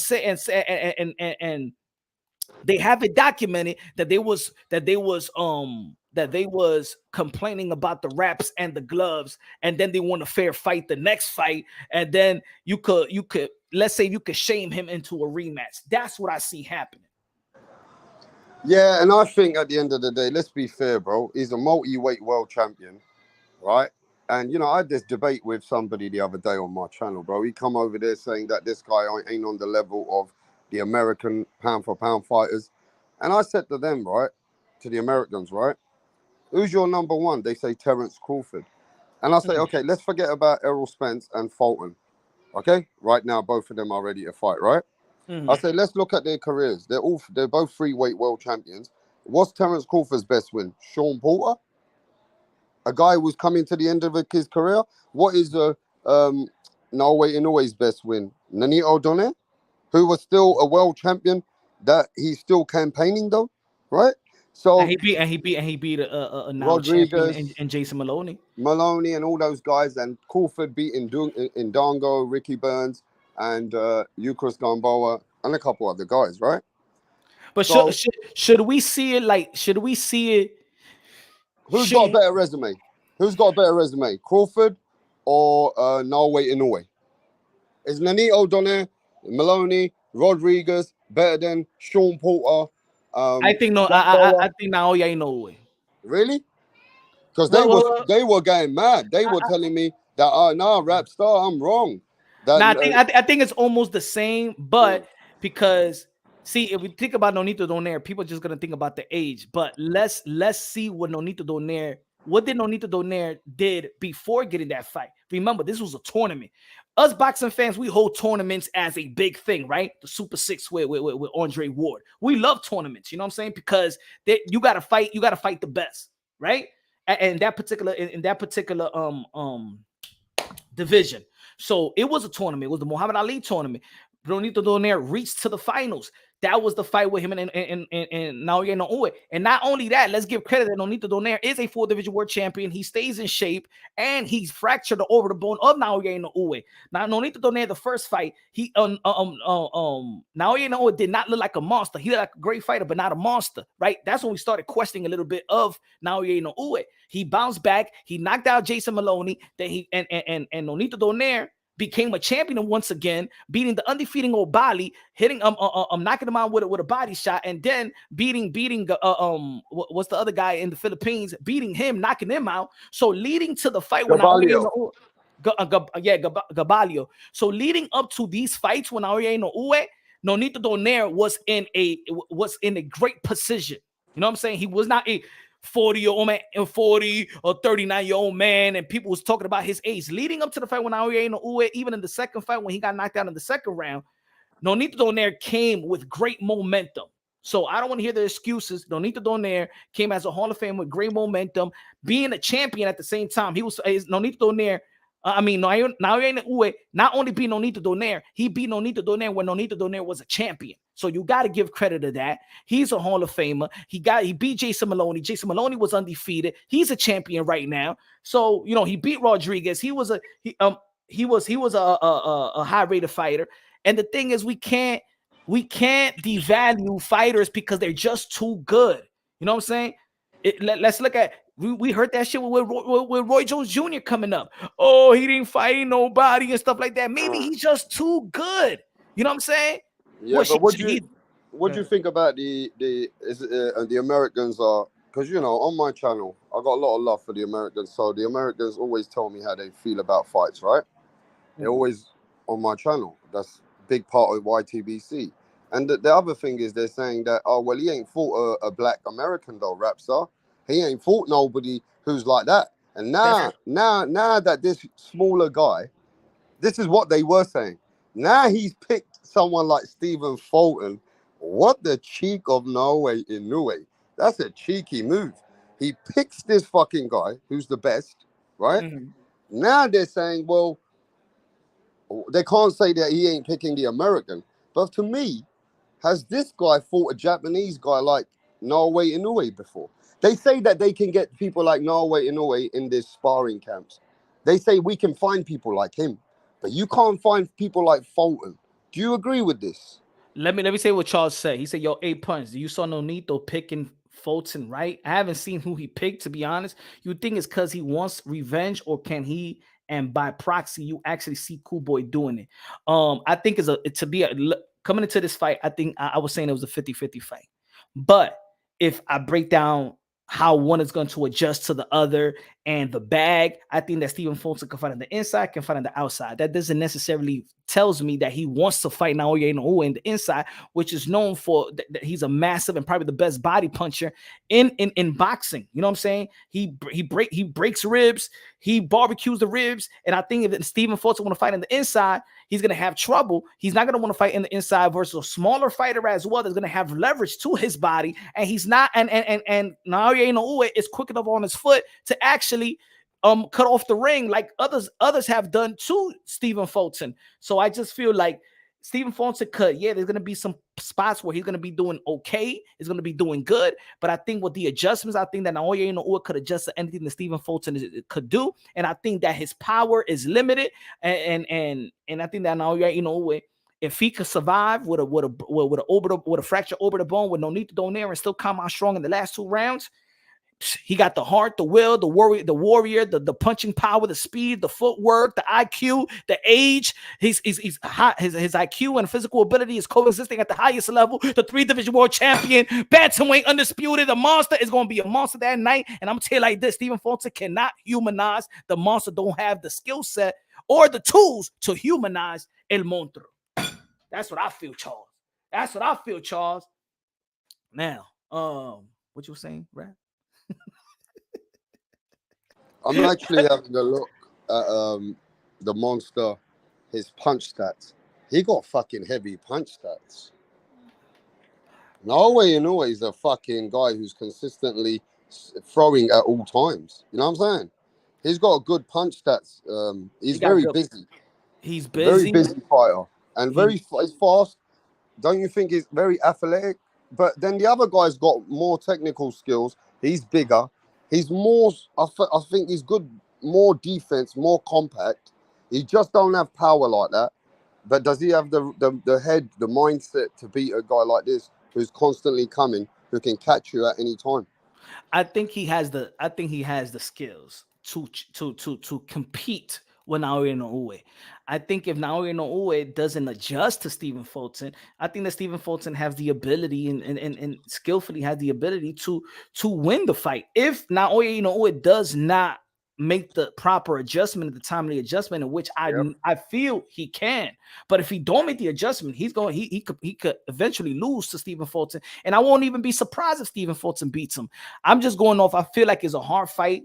I've been studying Stephen Fulton and Naoya Inoue for a while. You know what I'm saying? And more so now because I want to really dial in with the technical side of things. But I just feel like whatever Stephen Fulton can do at his best, I think that Naoya Inoue can make the adjustments and just be in that level or be beyond that level.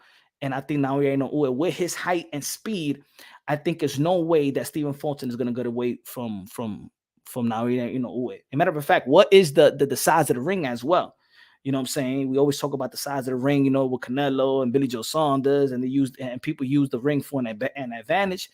You know what I'm saying? If the ring is a little bit smaller, I think that Naoya Inoue is going to have a field day with Stephen Fulton in the inside. But I've seen Stephen Fulton adjust on the inside with Angelo Leo, and then with Brandon Figueroa, he adjusted and fighting on the outside, so he could win in multiple ways. This is why this fight is intriguing. So Stephen Fulton said he just believes he's going to win because he's a better fighter all round. Like all round in abilities, God-gifted talent, right? He's just a better guy. Him being the bigger guy, he feels that that's just placing into, you know, he's supposed to win, right? He's supposed to win this fight. But a lot of fans, just like yourself, and a lot of people in the boxing media and critics and people which know their boxing, they got the other guy as a favorite, who's a smaller guy, who we got to recognize that people do feel that he really is that special. They're not overlooking that he's in Japan. Then they really have watched him skill for skill, and they recognize what he is. So it all depends now. We're going to see it in the next 7 hours. Okay, I'm going to go take a nap in a bit, but in 7 hours, I'm going fucking live, I think, for this fight, bro. Yeah, me too. I'm going live. But watch this. This is a fight, that has been overlooked. I'm telling you now. I'm excited, bro. I feel I can agree with you, but I want to see how good Stephen Fulton is to not allow Naoya Inoue to put his will on him and to take away his best attributes by his footwork, and to, you know, just by distance, just keeping that distance and making him miss a lot. I want to see all that. And if I see that, then Fulton is really that guy. Fulton, easy money. Madison said, what's up, Madison said, on Fulton, easy money, I put 350 on Stephen Fulton. Yo, I got to remind you, I got Stephen Fulton on my pound for pound list. I don't know a lot of people that so I always look at Stephen Fulton as top of the line, top of talent. You know what I'm saying? I just feel like if it goes to if this guy adjusts to this guy, then he'll adjust. You know, I think that Inoue could adjust to anything Stephen Fulton does. But if he doesn't make the adjustment, in which I believe there's going to be some adjustment, because I've seen Stephen Fulton win in variable of fashion and outbox people in varieties of fashion. I've seen Stephen Fulton go 12 rounds in a Mexican style versus Angelo Leo. He said, I'm gonna fight on the inside, and I'm gonna beat him in this style. We seen that's how he became a champion. So he got the skills to pay the bills, but Naoya Inoue got the skills to pay the bills and got the strength to hurt you and permanently hurt you as well. This guy's a dangerous man. He's not number one pound for pound for no reason. And when we're talking about sizes, I think it's irrelevant when we talk about size, especially how the fighters are geared today and schooled today. Look at all the fights. But Crawford is really a 135 pounder. You know what I'm saying? This is his third division fighting Earl the True Spence. He's the smaller guy. A lot of people got him as the favorite. Lomachenko and Devin Haney. A lot of people feel like Lomachenko beat Devin Haney. He's the smaller guy, right? Bud is the smaller guy coming up. Canelo Alvarez is great being the smaller guy. Mike Tyson is great being the smaller guy. Manny Pacquiao is great being the smaller guy. Floyd Mayweather's being great being the smaller guy.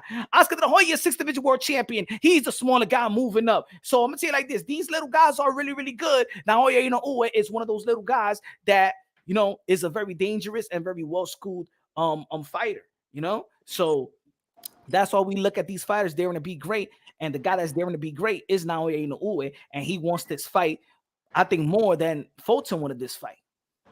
Of course he did, because he's the one who's made sure that, you know, Fulton's getting that big money, and this is a fight that they wanted. This is the fight they wanted, bro. Hey, who's the heavyweight champion of the world? Who's the unified champion of the world? Alexander Usyk, coming from the cruiserweight division, beating the bigger guy, Anthony Joshua.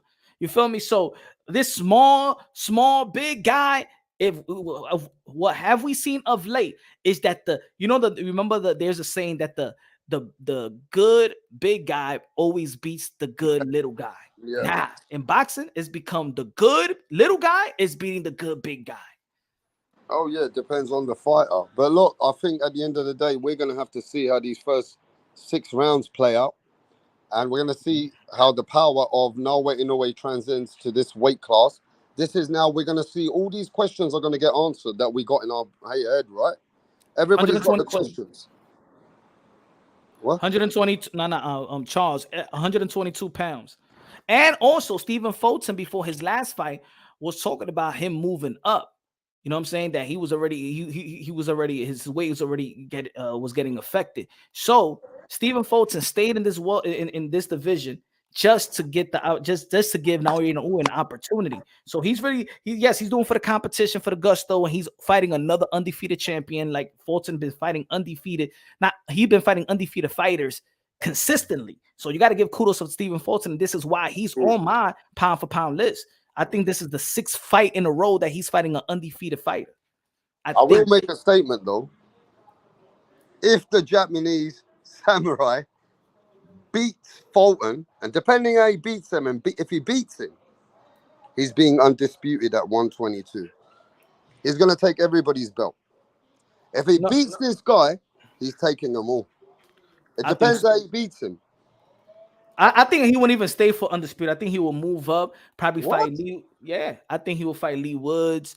That would be a good fight in the UK. That would be good money for when Lee Woods. I'm just looking at the names of what could be a big fight. If he beats Stephen Fulton and moves up, you know what I'm saying? I could see him fighting the first guy. You know, if it's either more Ray, who's up there too? Ray Vargas is up there as well. Let me see. Boom. We got Stephen Fulton, Taplas, Louis Neri. He Naoya Inoue said that he will never fight Louis Neri. He believes that he's dirty. Halim lost, so Casimero. So he's gonna move to a. I'm telling you, he'll move up. And we got Lee Woods, Ray Vargas. Whatever.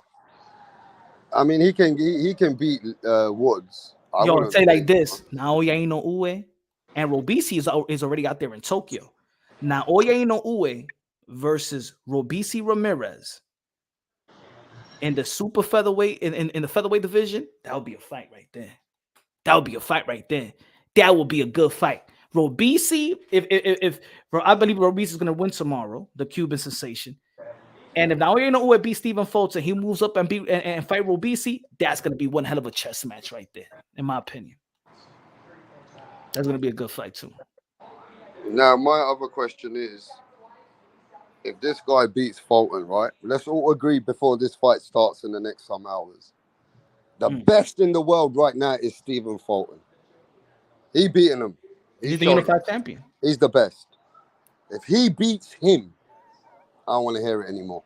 This guy has made the biggest statement then. If he beats this guy coming up in weight and beats the best, he's made his statement, bro. I think everybody needs to just shut the fuck up and accept this guy as our best fighter in this generation. He'll be a 4th Division World Champion, right? 4th Division World Champion. If this guy becomes 4th Division World Champion in one hit with a unified champion, you got to give him his flowers, bro. All right, so no excuses, but I guarantee you there's going to be excuses still. All right, so look, I already got Naoya Inoue as my number 1 pound for pound. So let's go off my list, my pound for pound list. I know you got your own, but I got Inoue in my number 1 pound for pound. If he beats Stephen Fulton and become a unified champion in the super bantamweight division, already a 3-division world champion, it will be 4th-division world champion, undisputed, beat another pound for pound fighter on my list. Even if Bud or even if Errol Spence, whoever wins, I don't know if I could give him number 1 on my list. Yeah, if Inoue beats Stephen Fulton, yeah, but still, because the Crawford and Errol Spence is going to be, if Crawford wins, that's undisputed 2 times. Yeah, that he could move, but I don't think Errol Spence will be number 1 on my list. I'll have to put Crawford number 1 if he beats Errol Spence. If he beats Errol Spence, then I could put. Now, if Errol Spence wins, then I might have to put Errol number 2. Yeah, I don't think he could be number 1 yet. If Inoue beats Stephen Fulton this week and Spence beat Bud, I still gotta have Inoue number 1. I got to. I don't know. But Spence is beating a guy like an Inoue of his division, bro, as well. Spence is beating in the welterweight division. Spence is beating. If Spence beats Crawford, bro, that's a movie. That's a movie. Man, come out of a Ferrari nearly dead. Man could go into drinking and depression and shit like that, drinking away. Then he comes out of that and he comes to be an undisputed guy. So Errol we're Spence. adding. So we're adding his is story fucking- to. So we're adding his story. If Errol Spence beats Crawford, I'm adding the whole story to it.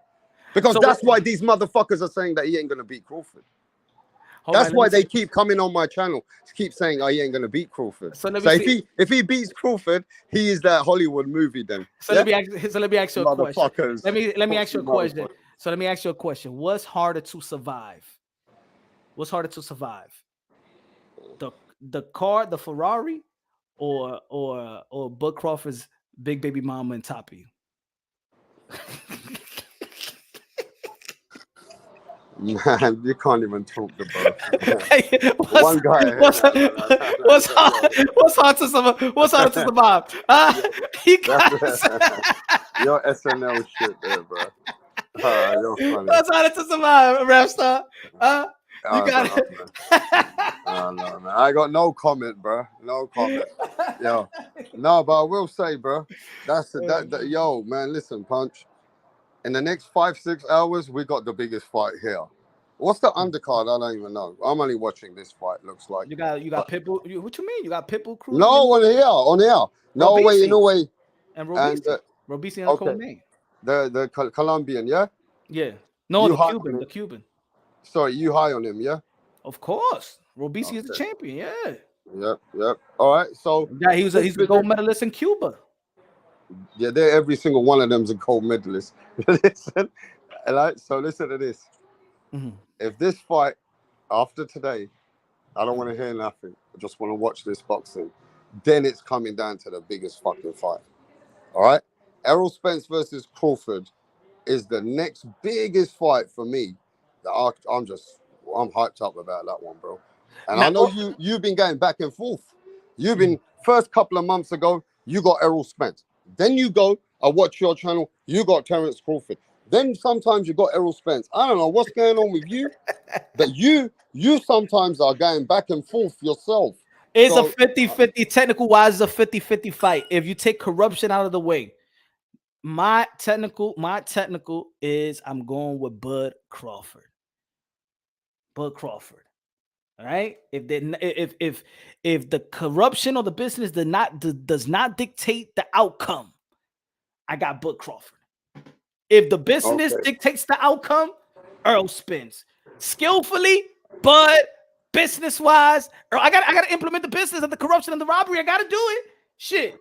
I gotta do it. But yeah, but what about if Errol Spence shuts the people down and gives at some part of the fight, he takes a little bit over and dominates a one-side ass whooping. Then what? Hey, look, I don't got no horse in the race, to be honest. I'm just making my prediction. I'm not saying.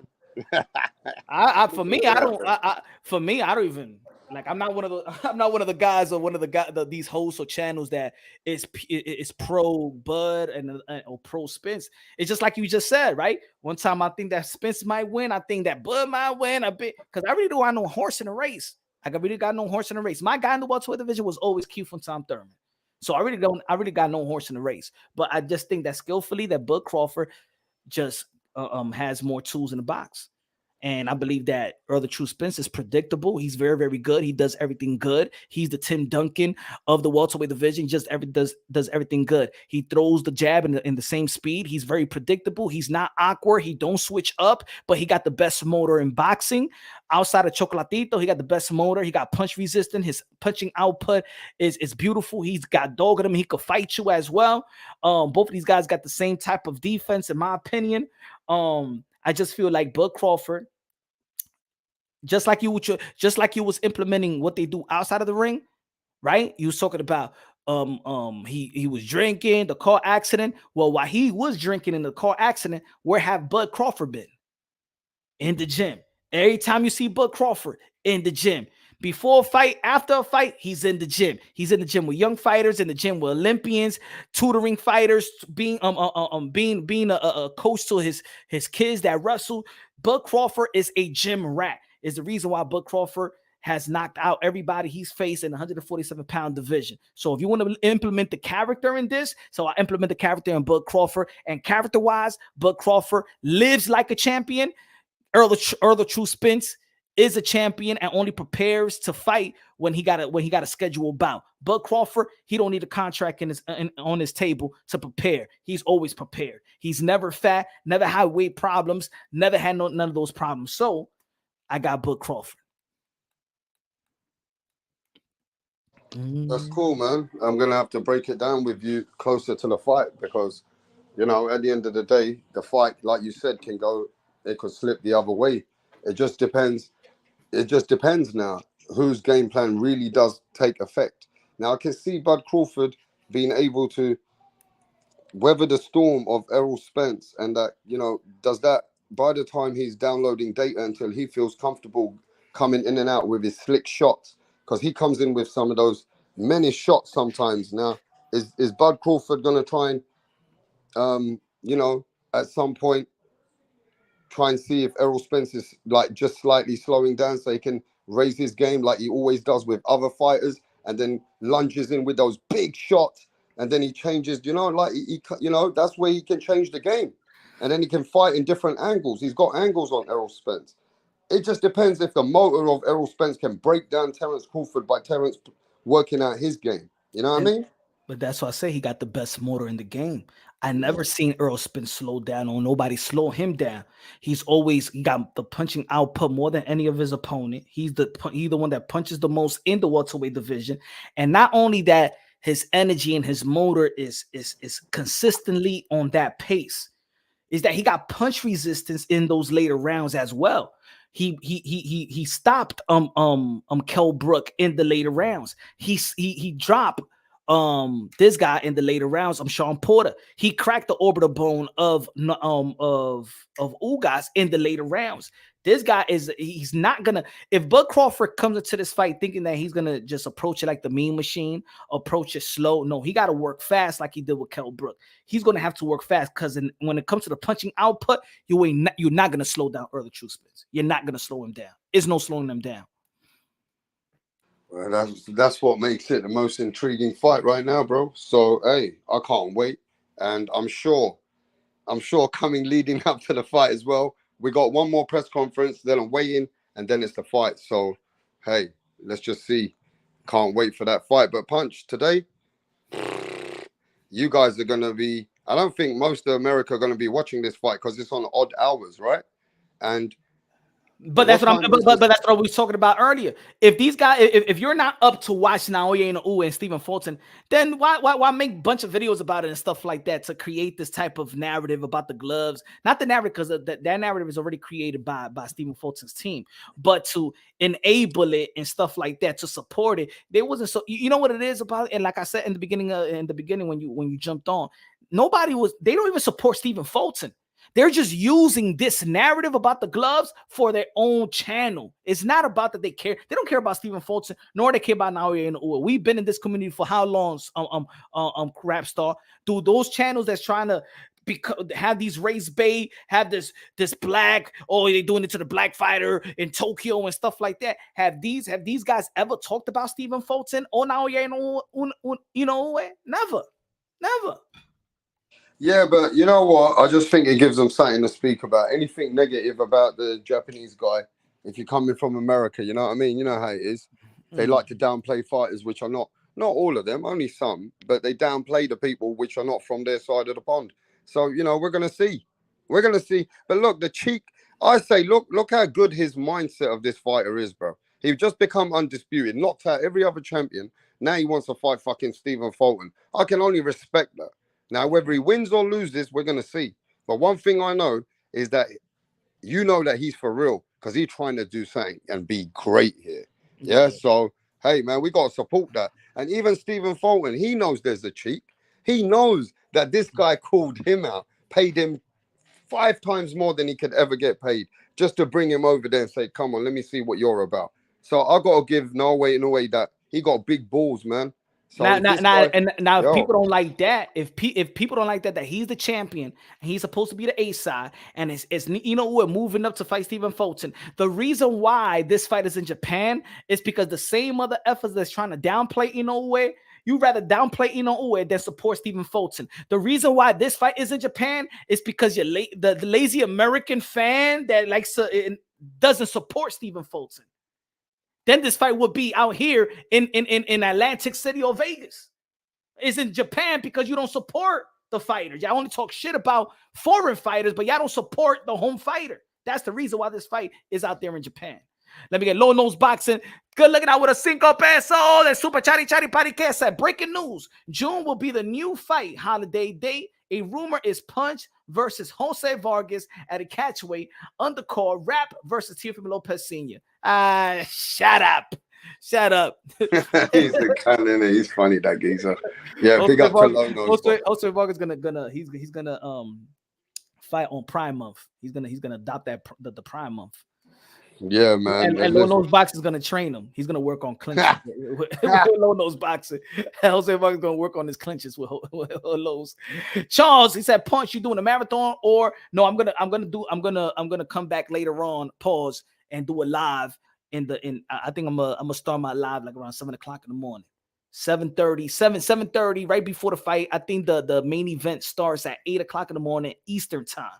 So if you're in the Midwest, I think that's going to be 7 o'clock. If you're in the Pacific time, that's going to be in the 5 o'clock in the morning. I think that's where the main event starts. I think that's where they have it, right?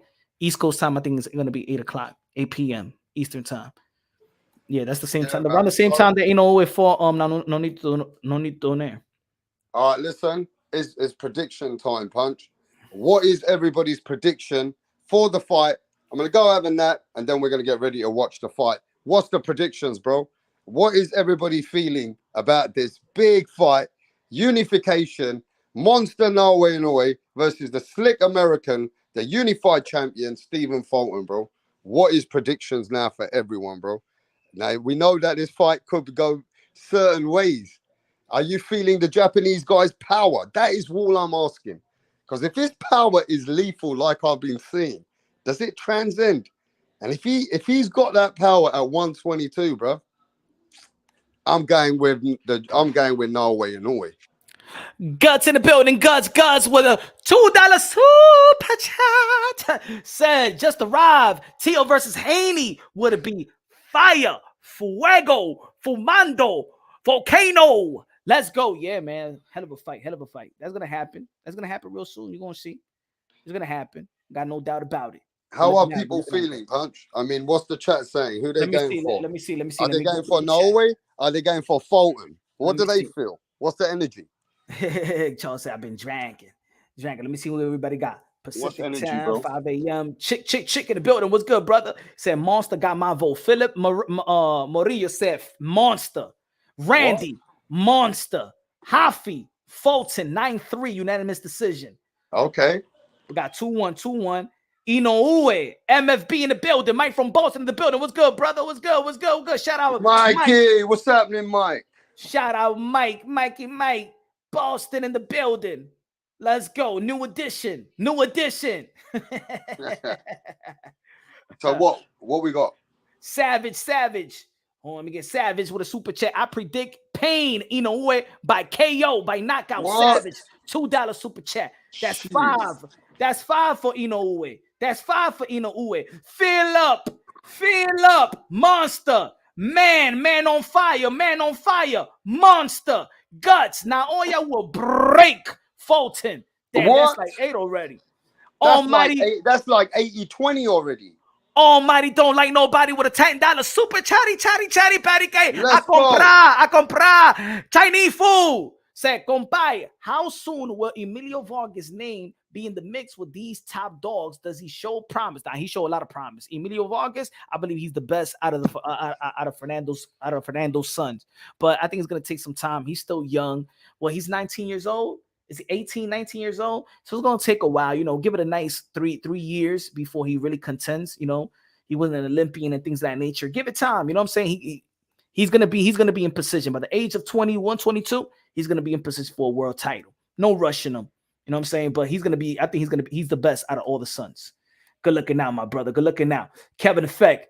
And still, Kevin Effect go for the American Stephen Fulton. Okay, we got what? We got 4 Stephen Fulton. Chuck. Got Fulton with the American flag. Oh, say, can you see? Shout out to Kevin Effect. Chuck said Fulton.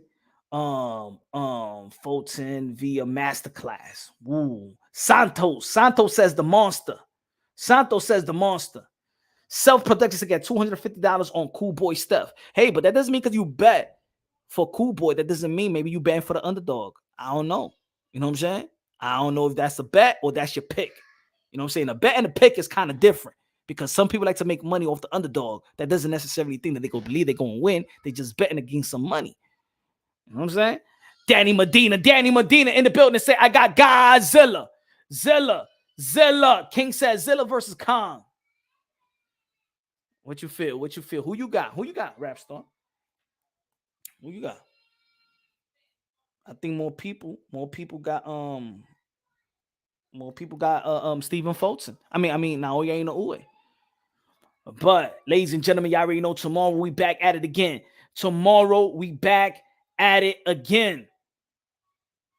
6:37, 7:30 p.m. Eastern time. Soon, probably today. It was too late.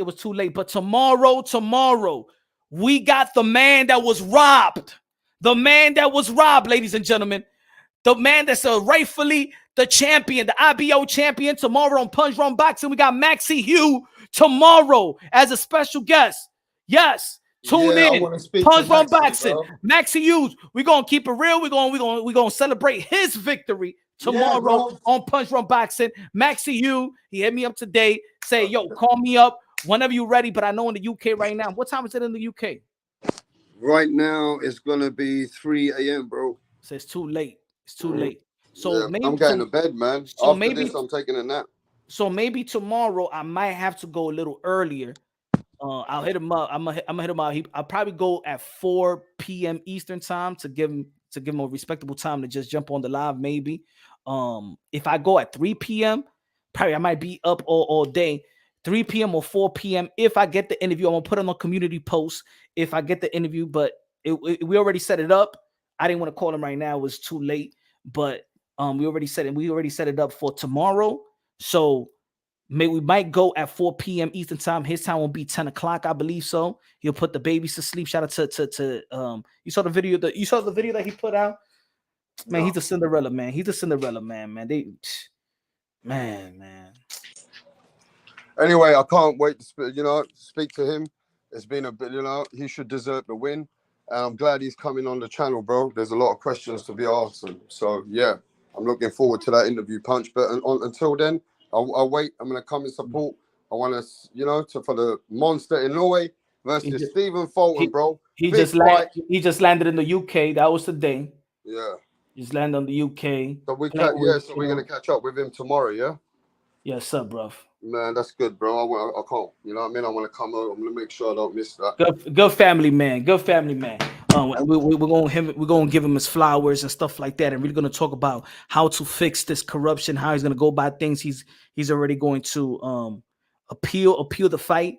Of course, we've seen in boxing that anytime you appeal, you don't get the results. Not even Manny Pacquiao got the results that he wanted after the appeal.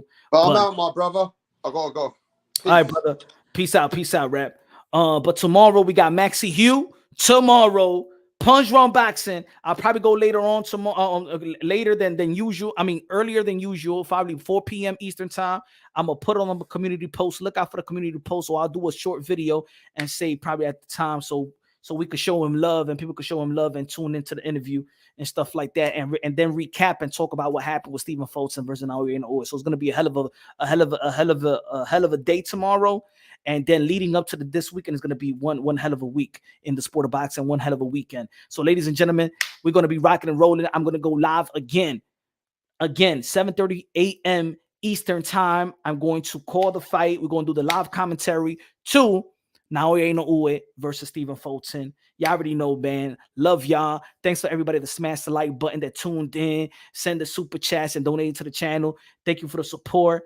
Y'all already know, man. God first, everything second. Fight plus survive equals true champions. Love y'all. God bless. And see you at 7:30 a.m. Eastern time. Peace out.